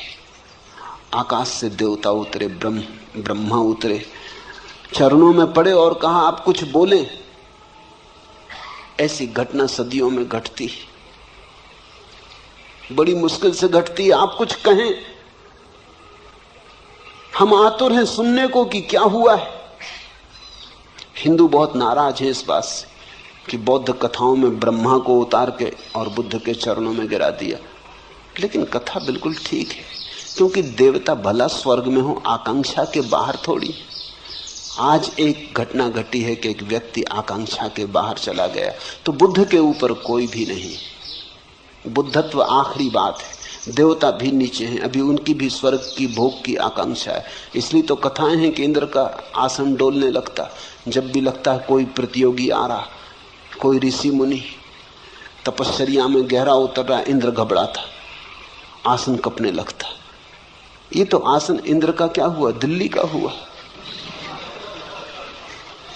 इंद्र का कहो कि इंदिरा का कहो, एक ही बात, इसमें कुछ बहुत फर्क ना हुआ। ये तो कोई आने लगा तो प्रतिस्पर्धा, घबराहट, बेचैनी। बुद्ध ना कुछ करके उपलब्ध हुए। जो बुद्ध के जीवन में घटा वही अष्टावक्र के जीवन में घटा होगा। कोई कथा हमारे पास नहीं, किसी ने लिखी नहीं, लेकिन निश्चित घटा होगा, क्योंकि अष्टावक्र जो कह रहे हैं वो इतना ही कह रहे हैं कि तुम दौड़ चुके खूब, अब रुको। दौड़ के नहीं मिलता परमात्मा, रुक के मिलता है। खोज चुके खूब, अब खोज छोड़ो। खोज के नहीं मिलता सत्य, क्योंकि सत्य खोजी में छिपा है, खोजने वाले में छिपा है। कहां भागते फिरते हो? कस्तूरी कुंडल बसे।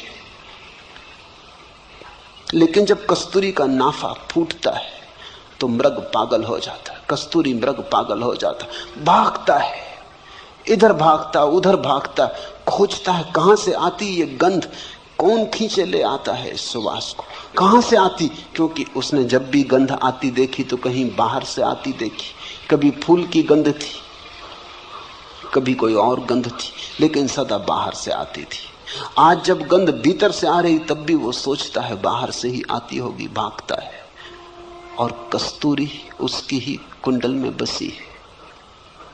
कस्तूरी कुंडल बसे, परमात्मा तुम्हारे भीतर बसा है। तुम जब तक बाहर खोजते रहोगे योग में भोग में व्यर्थ। साधारण योगी भोग के बाहर ले जाता है, अष्टावक्र योग और भोग दोनों के बाहर ले जाते हैं। योगातीत भोगातीत। इसलिए तुम पाओगे सांसारिक का अहंकार होता है। तुमने योगी का अहंकार देखा या नहीं? सांसारिक का क्रोध होता है, तुमने दुर्वासाओं का क्रोध देखा या नहीं? सांसारिक आदमी दंभ से अकड़ के चलता है, पताकाएं लेके चलता है। तुमने योगियों की पताकाएं, हाथी घोड़े देखे या नहीं? साधारण आदमी घोषणा करता है इतना धन है मेरे पास, इतना पद है मेरे पास। तुमने योगियों को देखा घोषणा करते कि नहीं कि इतनी सिद्धि है, इतनी रिद्धि है? लेकिन ये सारी बातें वही की वही हैं, कोई फर्क नहीं हुआ। जब तक योग योगातीत ना हो जाए, जब तक व्यक्ति मैं करता हूं इस भाव से समग्रतया मुक्त ना हो जाए, तब तक कुछ भी नहीं हुआ। तब तक तुमने सिर्फ रंग बदले, तब तक तुम गिरगिट हो, जैसा देखा वैसा रंग बदल लिया, लेकिन तुम नहीं बदले, रंग ही बदला। सदा से खोजियों का यह अवलोकन रहा है कि परमात्मा उपलब्धि अत्यंत दुस्साध्य घटना है। ये बात एक अर्थ में सच है। अगर तुम बहुत दौड़ के आना चाहते हो तो कोई क्या करे? अगर तुम अपने कान को उल्टे तरफ से पकड़ना चाहते हो, मजे से पकड़ो। निश्चित तुम जब उल्टी तरफ से कान को पकड़ोगे तो तुमको लगेगा कान को पकड़ना बहुत दुस्साध्य घटना है। ये तुम्हारे कारण, ये कान के कारण नहीं। अब अगर तुम सिर के बल खड़े होकर चलने की कोशिश करो और 10-5 कदम चलना भी बहुत कठिन हो जाए और तुम कहो कि चलना बहुत दुस्साध्य घटना है, तो तुम गलत भी नहीं कह रहे, तुम ठीक ही कह रहे। लेकिन सिर के बल तुम खड़े हो, जो पैर के बल चल रहे हैं उनके लिए चलने में कोई दुस्साध्य घटना नहीं। अब तुम उपवास करो, आग में तपाओ, धूनी रमाओ, नाहक शरीर को कष्ट दो, सताओ, 1000 तरह के पागलपन करो और फिर तुम कहो कि परमात्मा को पाना बड़ी दुस्साध्य घटना है, तो ठीक ही कह रहे हो। जहां तुम सहज पहुंच सकते थे वहां तुम असहज होकर पहुंच रहे हो तो दुस्साध्य मालूम होता है। तुम्हारे पहुंचने में भूल हो रही। लेकिन असाध्य को आदमी क्यों चुनता है, ये भी समझ लेना चाहिए। सिर के बल चलने का मजा क्या है जबकि तुम्हारे पास पैर है? सिर के बल चलने का एक मजा है, और वो मजा ये है, मजा है अहंकार का मजा। मुल्ला नसरुद्दीन एक झील में मछलियां मार रहा था। घड़ी दो घड़ी में देखता रहा, उसकी मछलियां पकड़ में कुछ आती नहीं, झील में मछलियां हैं भी नहीं ऐसा मालूम होता। मैंने उससे पूछा, नसरुद्दीन इस झील में मछलियां मालूम नहीं होती, तुम कब तक बैठे रहोगे? वो पास की दूसरी झील है, वहां क्यों नहीं मछलियां मारते? यहां कोई दूसरा मछुआ दिखाई भी नहीं पड़ता, वहीं सब मछुए। नसरुद्दीन ने कहा, वहां मारने से सारी क्या? अरे वहां इतनी मछलियां हैं कि मछलियों को तैरने के लिए जगह भी नहीं, वहां मारी तो क्या मारी, यहां मछली मारो तो कोई बात। असाध्य में भी आकर्षण है। जितना असाध्य काम हो उतना अहंकार मजबूत होता है। यहां मछली मारो तो कुछ है। जो सभी कर रहे हैं वही तुमने किया तो क्या सार है? सभी पैर के बल चल रहे हैं, तुम भी चले तो क्या मजा? सिर के बल चलो। मेरे देखे परमात्मा से कोई संबंध नहीं है कठिनाइयों का। कठिनाइयों का संबंध अहंकार से। अहंकार कठिन को करने में मजा लेता, क्योंकि सरल तो सभी करते, उसमें क्या सार है? अगर तुम किसी से कहो कि हम पैर के बल चलते, तो लोग कहेंगे तुम्हारा दिमाग खराब हो गया, सभी चलते। लेकिन अगर तुम सिर के बल चलो तो अखबारों में नाम छपेगा, तो लोग तुम्हारे पास आने लगेंगे, लोग तुम्हारे चरणों में सिर झुकाएंगे कि तुम्हें कोई सिद्धि मिल गई कि तुम सिर के बल चलते हो। अहंकार की पूजा तभी हो सकती है जब तुम कुछ असाध्य करो। जैसे हिलरी चढ़ गया एवरेस्ट पर, तो सारी दुनिया में खबर हुई। अब तुम जाओ और पूना की छोटी मोटी पहाड़ी पे चढ़ के खड़े हो जाओ और झंडा लगाने लगो, और तुम कहो कोई अखबार वाला भी नहीं आ रहा, कोई फोटोग्राफर भी नहीं आ रहा, मामला क्या है? आखिर ये भेदभाव क्यों हो रहा है? हिलरी के साथ इतना शोरगुल मचाया, इतिहास में नाम अमर रहेगा सदा के लिए, और हमारा कुछ भी नहीं हो रहा। हम भी वही कर रहे हैं, उसने भी झंडे ही गाड़ा हुआ। लेकिन एवरेस्ट पे चढ़ना कठिन है। 50-60 साल से लोग चढ़ने की कोशिश कर रहे थे, तब एक आदमी चढ़ पाया। इसलिए धीरे धीरे वहां रास्ता बन जाएगा, बस जाने लगेगी, कभी ना कभी जाएगी। कोई सदा इतनी देर तक एवरेस्ट अपने को बचा नहीं सकता आदमी से। जब एक आदमी पहुंच गया तो सिलसिला शुरू हो गया। अभी कुछ देर पहले औरतें भी पहुंच गई, जब औरतें भी पहुंच गई तब और पहुंचने को क्या बाकी रहा? अब सब धीरे धीरे पहुंच रहे हैं। थोड़े दिन में वहां होटलें और बसें और सब पहुंच जाएंगी। फिर जाकर तुम झंडा गाड़ना, जब बस वगैरह सब चलने लगे वहां, तुम कहोगे ये वही जगह है जहां हिलरी ने झंडा गाड़ा।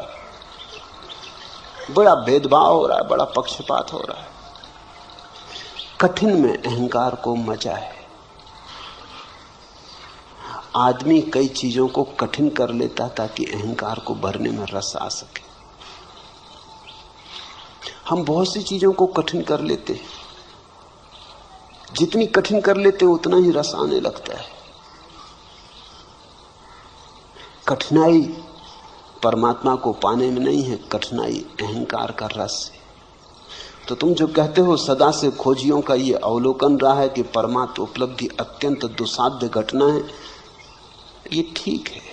वो जो खोजी है अहंकारी है। और परमात्मा को खोजियों ने कब पाया? जब खोज छूट गई तब पाया। खोज छूटने पर ही मिलता है परमात्मा। जब तुम कहीं भी नहीं जा रहे, सिर्फ बैठे हो विश्राम में, परम विराम में, यात्रा शून्य जहां हो जाती। साधारणतः लोग सोचते हैं कि परमात्मा को पालेंगे तो फिर यात्रा नहीं होगी। बात बिल्कुल उल्टी है। यात्रा अगर तुम अभी छोड़ दो तो अभी परमात्मा मिल जाए। लोग सोचते हैं मंजिल मिल जाएगी तो फिर हम विश्राम करेंगे। हालत उल्टी है, तुम विश्राम करो तो मंजिल मिल जाए।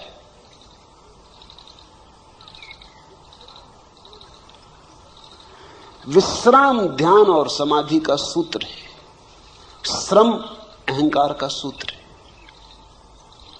इसलिए तुम पाओगे कि जितना जिस धर्म के भीतर श्रम की व्यवस्था है साधु के लिए, उतना ही अहंकारी साधु होगा। जैनियों का साधु जितना अहंकारी, उतना हिंदुओं का नहीं। क्योंकि जैन साधु कहेगा हिंदू साधु इसमें रखे क्या, कोई भी हो जाए। जैन साधु कठिन मामला है। एक बार भोजन, अनेक अनेक उपवास, सब तरह की कठिनाइयां। फिर जैनों में भी दिगंबर और श्वेतांबरों के साधु हैं। दिगंबर साधु कहते हैं श्वेतांबरों में क्या रखा, कपड़े पहने बैठे। साधु तो दिगंबर का है, इसलिए दिगंबर साधु में तुम जैसे अहंकार को चमकता हुआ पाओगे, कहीं भी ना पाओगे। देह तो सूखी होगी, हड्डी हड्डी होगी, क्योंकि बहुत उपवास, नग्न रहना, धूप ताप सहना, लेकिन अहंकार बड़ा प्रज्वलित होगा। अकड़ उसकी वैसी जैसी हिलेरी की। हिंदुस्तान में मुश्किल से 20 दिगंबर मुनि है। श्वेतांबर मुनि तो 5-7 हजार है। हिंदुओं के तो सन्यासी 50 लाख। और अगर मेरी चले तो सारी दुनिया को सन्यासी कर दो। इसलिए मेरे सन्यासी होने में तो अहंकार हो ही नहीं सकता, क्योंकि कोई मैं कह ही नहीं रहा हूं कि तुम ऐसा करो वैसा करो। ये बहुत ही सरल मामला है। तुम गेरुए कपड़े पहन लो, सन्यासी हो गए। सन्यास सरल हो तो अहंकार को मजा कहां। मेरे पास लोग आते हैं, वो कहते हैं कि सन्यास आप देते हैं तो इसके लिए कोई विशेष आयोजन करना चाहिए। विशेष आयोजन सन्यास के लिए? वो ठीक कहते हैं, क्योंकि ऐसा होता है। अगर जैन दीक्षा होती तो देखा कैसा बैंड बाजे, घोड़ा इत्यादि बजता है और सब मजा आता है और लगता है कोई बड़ी घटना घट रही, कोई सिंहासन पर चढ़ाया जा रहा। सन्यास भी सिंहासन जैसा हो गया और लोग जय जयकार करते हैं कि कोई बड़ी घटना घट रही। और मैं सन्यास ऐसा चुपचाप दे देता हूं, किसी को पता नहीं चलता। पोस्ट से भी दे देता हूं, मुझे भी पता नहीं चलता कौन सज्जन है, उनको भी पता नहीं चलता। ठीक, मेरे देखे सन्यास सरल होना चाहिए। मेरे देखे परमात्मा विश्राम में मिलता है, अहंकार में नहीं। कृत्य नहीं है, खोज नहीं है, परमात्मा मिला ही हुआ। तुम जरा हल्के हो जाओ, तुम जरा शांत हो जाओ, तुम जरा रुको, अचानक तुम पाओगे वो सदा से था।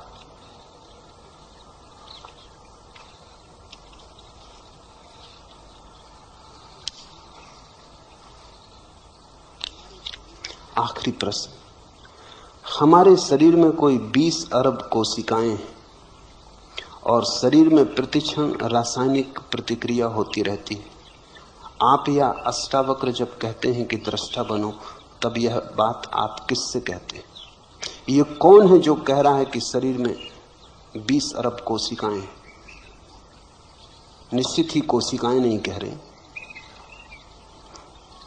एक कोशिका बाकी कोशिकाओं का हिसाब भी नहीं लगा सकती। ये 20 अरब कोशिकाएं हैं शरीर में, अरबों खरबों सेल हैं शरीर में। ये कौन कह रहा है? ये किसने पूछा? ये किसको पता चला? जरूर तुम्हारे भीतर कोशिकाओं से भिन्न कोई है जो गिनती कर लेता कि 20 करोड़ कोशिकाएं। हमारे शरीर में कोई 20 अरब कोशिकाएं हैं और शरीर में प्रतिक्षण रासायनिक प्रतिक्रिया होती रहती है। आप या अष्टावक्र जब कहते हैं कि दृष्टा बनो, तब यह बात आप किससे कहते हैं? उसी से जो कह रहा है कि 20 अरब कोशिकाएं हैं। यदि मस्तिष्क की कोशिकाओं से कहते हैं तो बात व्यर्थ है, क्योंकि बुद्धि नश्वर है। नहीं, हम कह भी नहीं रहे मस्तिष्क की कोशिकाओं से, हम तुमसे कह रहे हैं। अष्टावक्र भी तुमसे बोल रहे हैं। अष्टावक्र इतने बुद्धू नहीं कि तुम्हारे मस्तिष्क की कोशिकाओं से बोल रहे हैं, तुमसे बोल रहे हैं। तुम्हारा होना तुम्हारी कोशिकाओं के पार है। तुम कोशिकाओं का उपयोग कर रहे हो, सच। जैसे कार में बैठा हुआ ड्राइवर कार चला रहा है, दौड़ा जा रहा है, कार की गति से दौड़ा जा रहा है, 100 मील प्रति घंटे चला जा रहा है, लेकिन फिर भी वो जो ड्राइवर भीतर है वो कार नहीं है। और अगर एक सिपाही सीटी बजाए कि रुको, और वो पूछे कि किससे कह रहे हैं, कार के इंजन से, क्योंकि चल तो इंजन रहा है। किससे कह रहे हैं, पेट्रोल से, क्योंकि चला तो पेट्रोल रहा है। किससे कह रहे हैं, पहियों से, क्योंकि दौड़ तो पहिए रहे हैं। तो क्या कहेगा पुलिस का सिपाही? वही मैं तुमसे कहता हूं कि सीटी तुम्हारे लिए बजा रहे।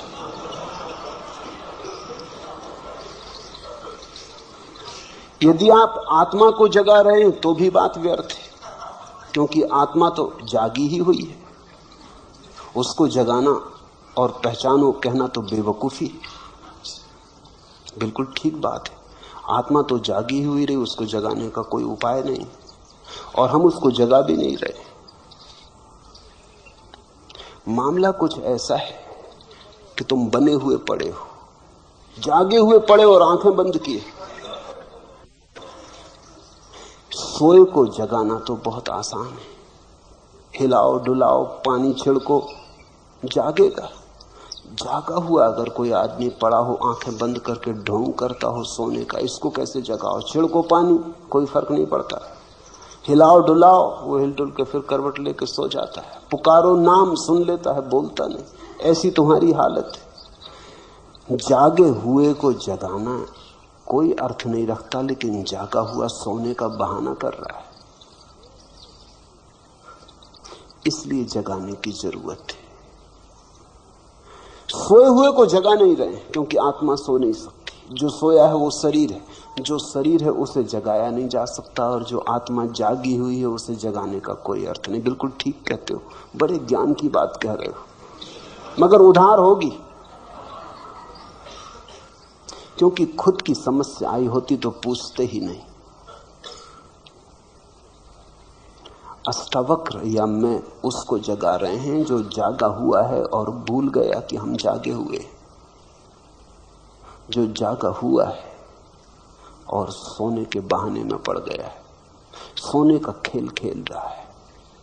इसलिए तो कठिनाई है जगाने में, बड़ी कठिनाई है। आप लोगों को भ्रम में तो नहीं डाल रहे हैं। तुम सोचते हो लोग भ्रम में हैं, नहीं। अगर लोग भ्रम में नहीं हैं तो निश्चित ही मैं भ्रम में डाल रहा हूं, मगर अगर लोग भ्रम में नहीं हैं तो भ्रम में डाले कैसे जा सकेंगे? इतने बुद्ध पुरुष भ्रम में डाले जा सकते हैं। और अगर लोग भ्रम में, तो जो मैं कर रहा हूं वो भ्रम के बाहर लाने की चेष्टा है। जो भी तुम हो उससे उल्टा मैं कर रहा हूं। अगर तुम सोचते हो तुम भ्रम में हो तो ये चेष्टा जगाने की, अगर तुम सोचते हो तुम जागे हुए हो तो ये चेष्टा तुम्हें भ्रम में डालने की। लेकिन अगर तुम जागे हुए हो तो कौन तुम्हें भ्रम में डाल देगा? ख्याल रखना, तुम्हारे अतिरिक्त तुम्हें भ्रम में कोई भी नहीं डाल सकता।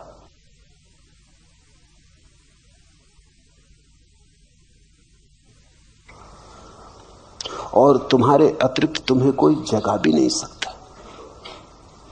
जगाने की चेष्टा कोई कर सकता है, लेकिन जब तक तुम सहयोग न करोगे तुम जागोगे नहीं, क्योंकि ये नींद थोड़ी है कि कोई तोड़ दे। तुम बने हुए पड़े हो, तुम्हारा सहयोग जरूरी है। सहयोग का अर्थ ही शिष्यत्व है। सहयोग का अर्थ ही है कि कोई जगाने वाले के पास तुम जाते हो, तुम कहते हो मेरी पुरानी आदत हो गई अपने को धोखा देने की, जरा मुझे साथ दें, जरा मुझे सहारा दें कि इस आदत के बाहर निकाल लें। एक युवती मेरे पास आई और उसने कहा कि उसे कुछ मादक द्रव्य लेने की आदत हो गई, बाहर आना चाहती, बड़ी आकांक्षा है बाहर निकल आने की, बड़ी आतुर है कि किस तरह बाहर निकल आए। लेकिन वो जो आदत पड़ गई मादक द्रव्यों की वो इतनी गहरी हो गई है, वो शरीर की कोशिकाओं में पहुंच गई।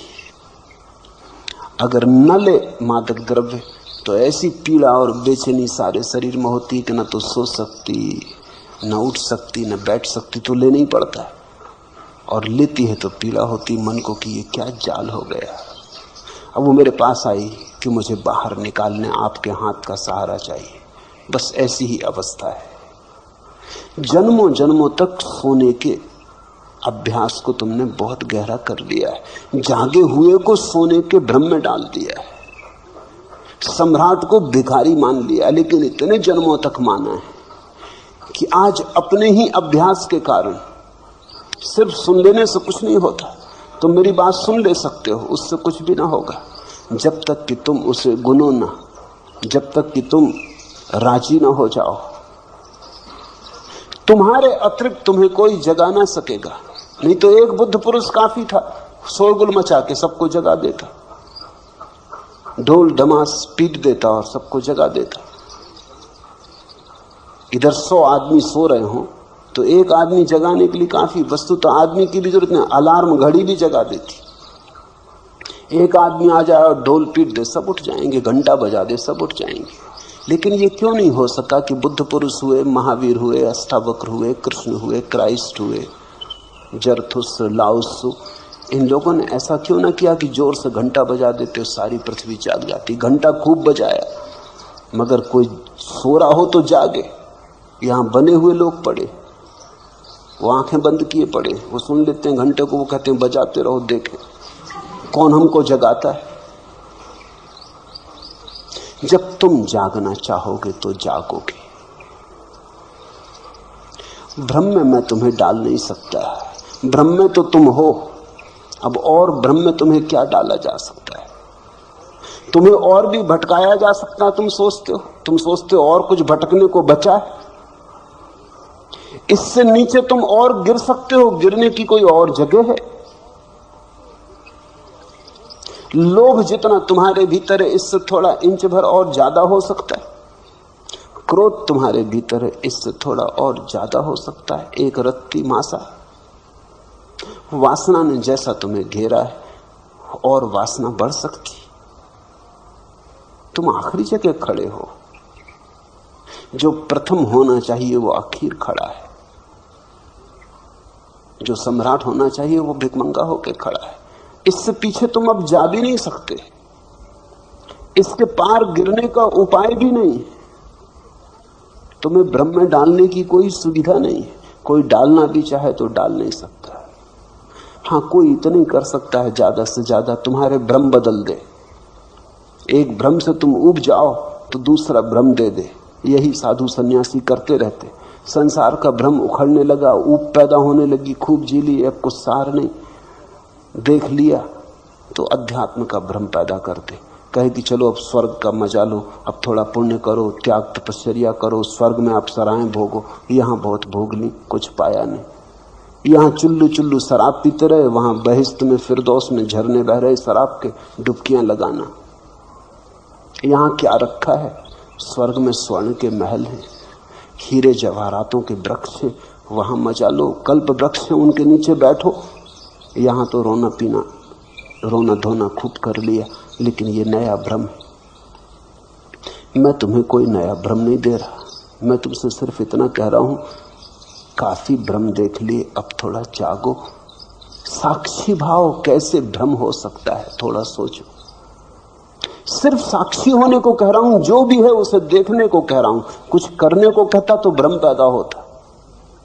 तुमसे कहता कि ये छोड़ के ये करो तो भ्रम पैदा होता। तुमसे सिर्फ इतना ही कह रहा हूं, जो भी कर रहे हो, जहां भी हो, भोगी हो, योगी हो, जो भी हो, हिंदू हो, मुसलमान हो, मस्जिद में, मंदिर में हो, जहां भी हो, जागो, जाग के देखो। जागने में कैसे भ्रम हो सकता है? जागे हुए आदमी को भ्रम की कोई संभावना नहीं रह जाती। नींद में सपने होते हैं, जागने में कैसे सपना हो सकता है? और यदि लोग सुख दुख में प्रतिक्रिया करना छोड़ दें तो वे पशु या पेड़ पौधे जैसे तो नहीं हो जाएंगे। पहली तो बात, तुमसे किसने कहा कि पशु और पेड़ पौधे तुमसे खराब हालत में? तुमने ही मान लिया। पेड़ पौधों से भी तो पूछो, पशुओं से भी तो पूछो, थोड़ा पशुओं की आंख में भी तो झांक के देखो। ये भी आदमी का अहंकार है कि वो सोचता है वो पशुओं से ऊपर। और पशुओं की इसमें कोई गवाही भी नहीं ली गई। ये भी बड़े मजे का बात है। एक तरफा निर्णय कर लिया है, अपने आप ही निर्णय कर लिया है। अगर पशुओं में भी इस तरह की किताबें लिखी जाती होंगी, शास्त्र रचे जाते होंगे, तो उनने भी लिखा होगा कि आदमी बहुत गया बीता जानवर। मैंने तो सुना है कि बंदर एक दूसरे से कहते हैं कि आदमी पतित बंदर। डार्विन कहता है कि आदमी बंदर का विकास है, लेकिन डार्विन कौन सी कसौटी? बंदरों से भी तो पूछो, दोनों पार्टियों से तो पूछ लेना चाहिए। बंदर कहते हैं आदमी पतित है, उनकी बात में समझ में आता। बंदर वृक्षों पे, तुम जमीन पे हो, पतित हो।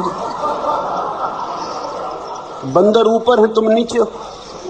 किसी बंदर से टक्कर लेकर तो देखो, तो शक्ति बढ़ी कि खोई? जरा एक वृक्ष से दूसरे वृक्ष पे छलांग लेकर तो देखो, हड्डी पसली टूट जाएंगी। तो कला आई कि गई, ये तुमसे किसने कह दिया? ये खुद ही मान लिया। ये बड़े मजे की बात है। आदमी की बीमारियों में एक बीमारी है कि आदमी मानता है कि वो सबसे ऊपर है। फिर पुरुषों से पूछो तो वो मानते हैं वो स्त्रियों से ऊपर। स्त्रियों से भी नहीं पूछे,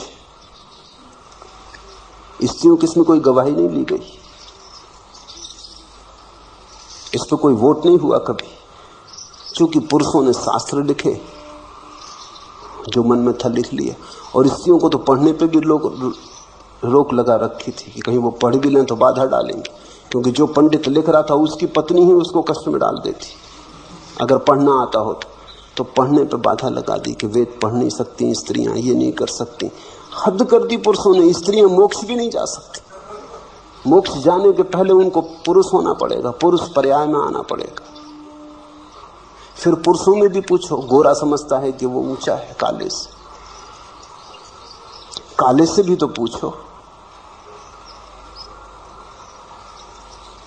मैंने सुना है कि अफ्रीका के जंगल में एक अंग्रेज शिकार के लिए गया और उसने अपने साथ एक निगरो को गाइड की तरह लिया। जंगल में दोनों भटक गए और देखा कि वो 100 आदमियों का भाले लिए हुए जंगलियों का एक दस्ता निगरो चला आ रहा है। वो अंग्रेज बहुत घबराया। उसने अपने गाइड से निगरो से कहा कि हम लोगों की जान खतरे में। उसने कहा हम लोगों की? मुझे छोड़ो, तुम अपनी सोचो।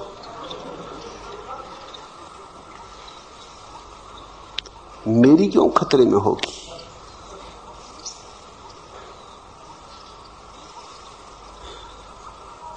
सफेद आदमी सोचता है वो श्रेष्ठ है, काला सोचता है वो श्रेष्ठ है। चीनियों से पूछो, चीनियों की किताबों में लिखा है कि अंग्रेज बंदर है, आदमी में भी गिनती नहीं करते वो उनकी। सारी दुनिया में ये रोग है। आदमी का ये रोग बड़ा गहरा है। वो बिना दूसरी पार्टी से पूछे निर्णय करता चला जाता। ये सब अहंकार के खेल है।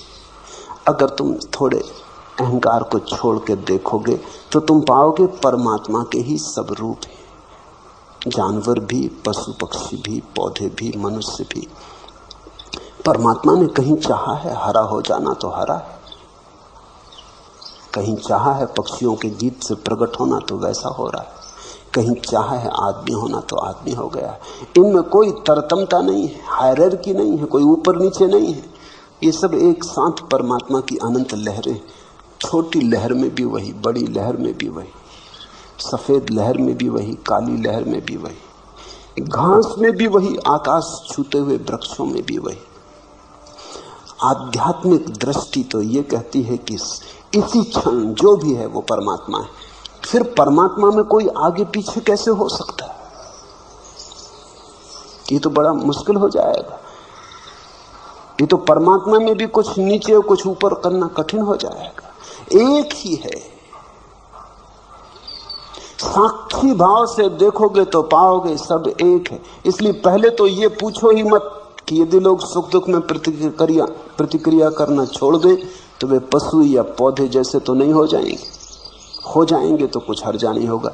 हिटलर अगर पशु हो जाए, पौधा हो जाए तो कोई हर्जा है? हाँ, दुनिया में करोड़ों लोग मरने से बच जाएंगे और तो कुछ हर्जा नहीं हो जाएगा। नादिर शाह अगर शेर होता तो कोई हर्जा होता, 10-5 आदमियों को मार के तृप्त हो जाता, भोजन के लिए ही मारता, ऐसे अकारण लाशों से तो नहीं भर देता दुनिया को। इतना तो पक्का है कि पशुओं ने अभी तक एटम बम जैसी कोई चीज नहीं खोजी। नखून से काम लेते हैं, बड़े पुराने ढंग से काम चलता है, भोजन के लिए मारते हैं।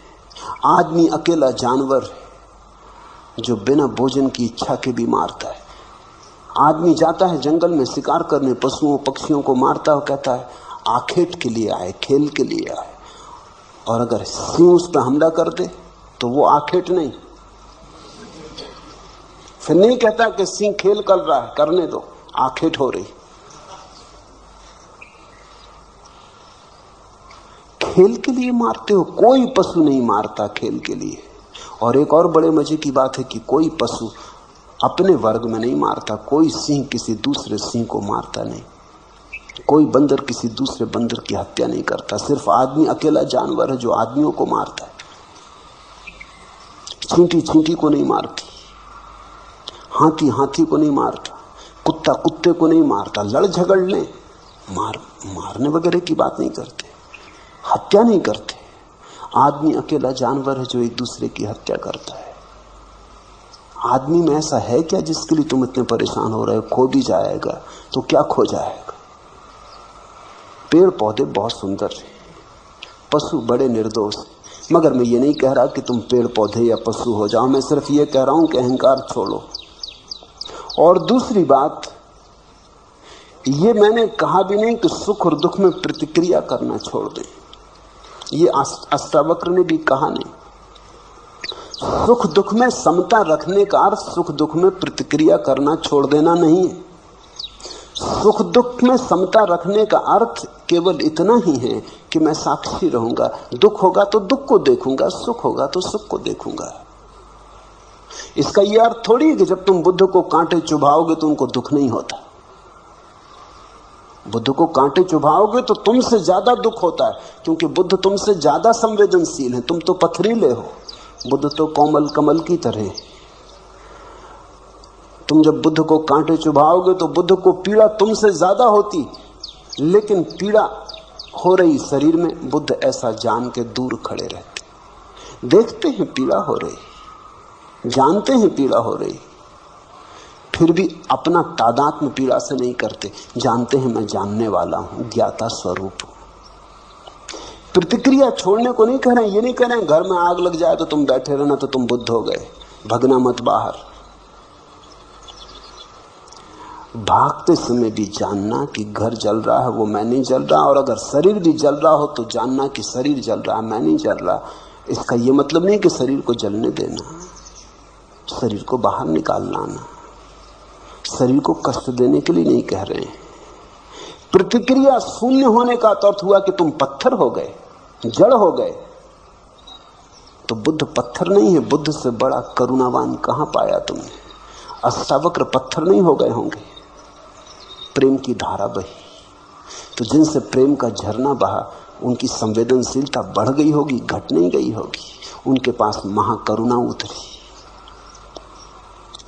लेकिन तुम गलत व्याख्या कर ले सकते हो। और जिन्होंने पूछा है थोड़े शास्त्रीय बुद्धि के मालूम होते, थोड़ा बुद्धि में कचरा ज्यादा है, कुछ पढ़ लिया, सुन लिया, इकट्ठा कर लिया, वो काफी चक्कर मार रहा है। वो सुनने नहीं देता, वो देखने भी नहीं देता, वो चीजों को विकृत करता चला जाता है। राही रुके सब, भीतर का पानी अधहंसा, बाहर जमी बर्फ है। एक तरफ छाती तक दलदल अगम, बाढ़ का दरिया एक तरफ है। मन मानी बह रही हवाएं, जंगल झुके हुए सब, राही रुके हुए सब। बंद द्वार, अधखुली खिड़कियां, झांक रही कुछ आंखें। सूरज के मुंह पर संध्या की काली अनगिन तीर सरीखी चुभती हुई सलाखें। अपने चेहरे के पीछे चुप सहमे लुके हुए सब, राही रुके हुए सब। अपने चेहरे के पीछे चुप सहमे लुके हुए सब, राही रुके हुए सब। ये जो चेहरे मुखौटे बुद्धिमानी के, पांडित्य के, शास्त्रीयता के, इनके पीछे कब तक छुपे रहोगे? ये जो विचारों की परतें हैं, इनके पीछे कब तक छुपे रहोगे? इन्हें हटाओ, भीतर शुद्ध चैतन्य को जगाओ। दृष्टा की तरह देखो, विचारक की तरह नहीं। विचारक का तो अर्थ हुआ मन की क्रिया शुरू हो गई। तो अगर अष्टावक्र को समझना हो तो चैतन्य, शुद्ध चैतन्य की तरह ही समझ पाओगे। अगर तुम सोच विचार में पड़े तो अष्टावक्र को तुम नहीं समझ पाओगे, चूक जाओगे। अष्टावक्र कोई दार्शनिक नहीं है और अष्टावक्र कोई विचारक नहीं है। अष्टावक्र तो एक संदेश वाहक हैं, चैतन्य के साक्षी के, शुद्ध साक्षी। सिर्फ देखो, दुख हो देखो, सुख हो सुख को देखो। दुख के साथ ये मत कहो कि मैं दुख हो गया, सुख के साथ ये मत कहो कि मैं सुख हो गया। दोनों को आने दो, जाने दो। रात आए तो रात देखो, दिन आए तो दिन देखो। रात में मत कहो कि मैं रात हो गया, दिन में मत कहो कि मैं दिन हो गया। रहो अलग थलग, पार, अतीत, ऊपर, दूर। एक ही बात के साथ तादाद में रहे कि मैं दृष्टा हूं, साक्षी हूं। हरिओम तत्सत। आज इतना ही।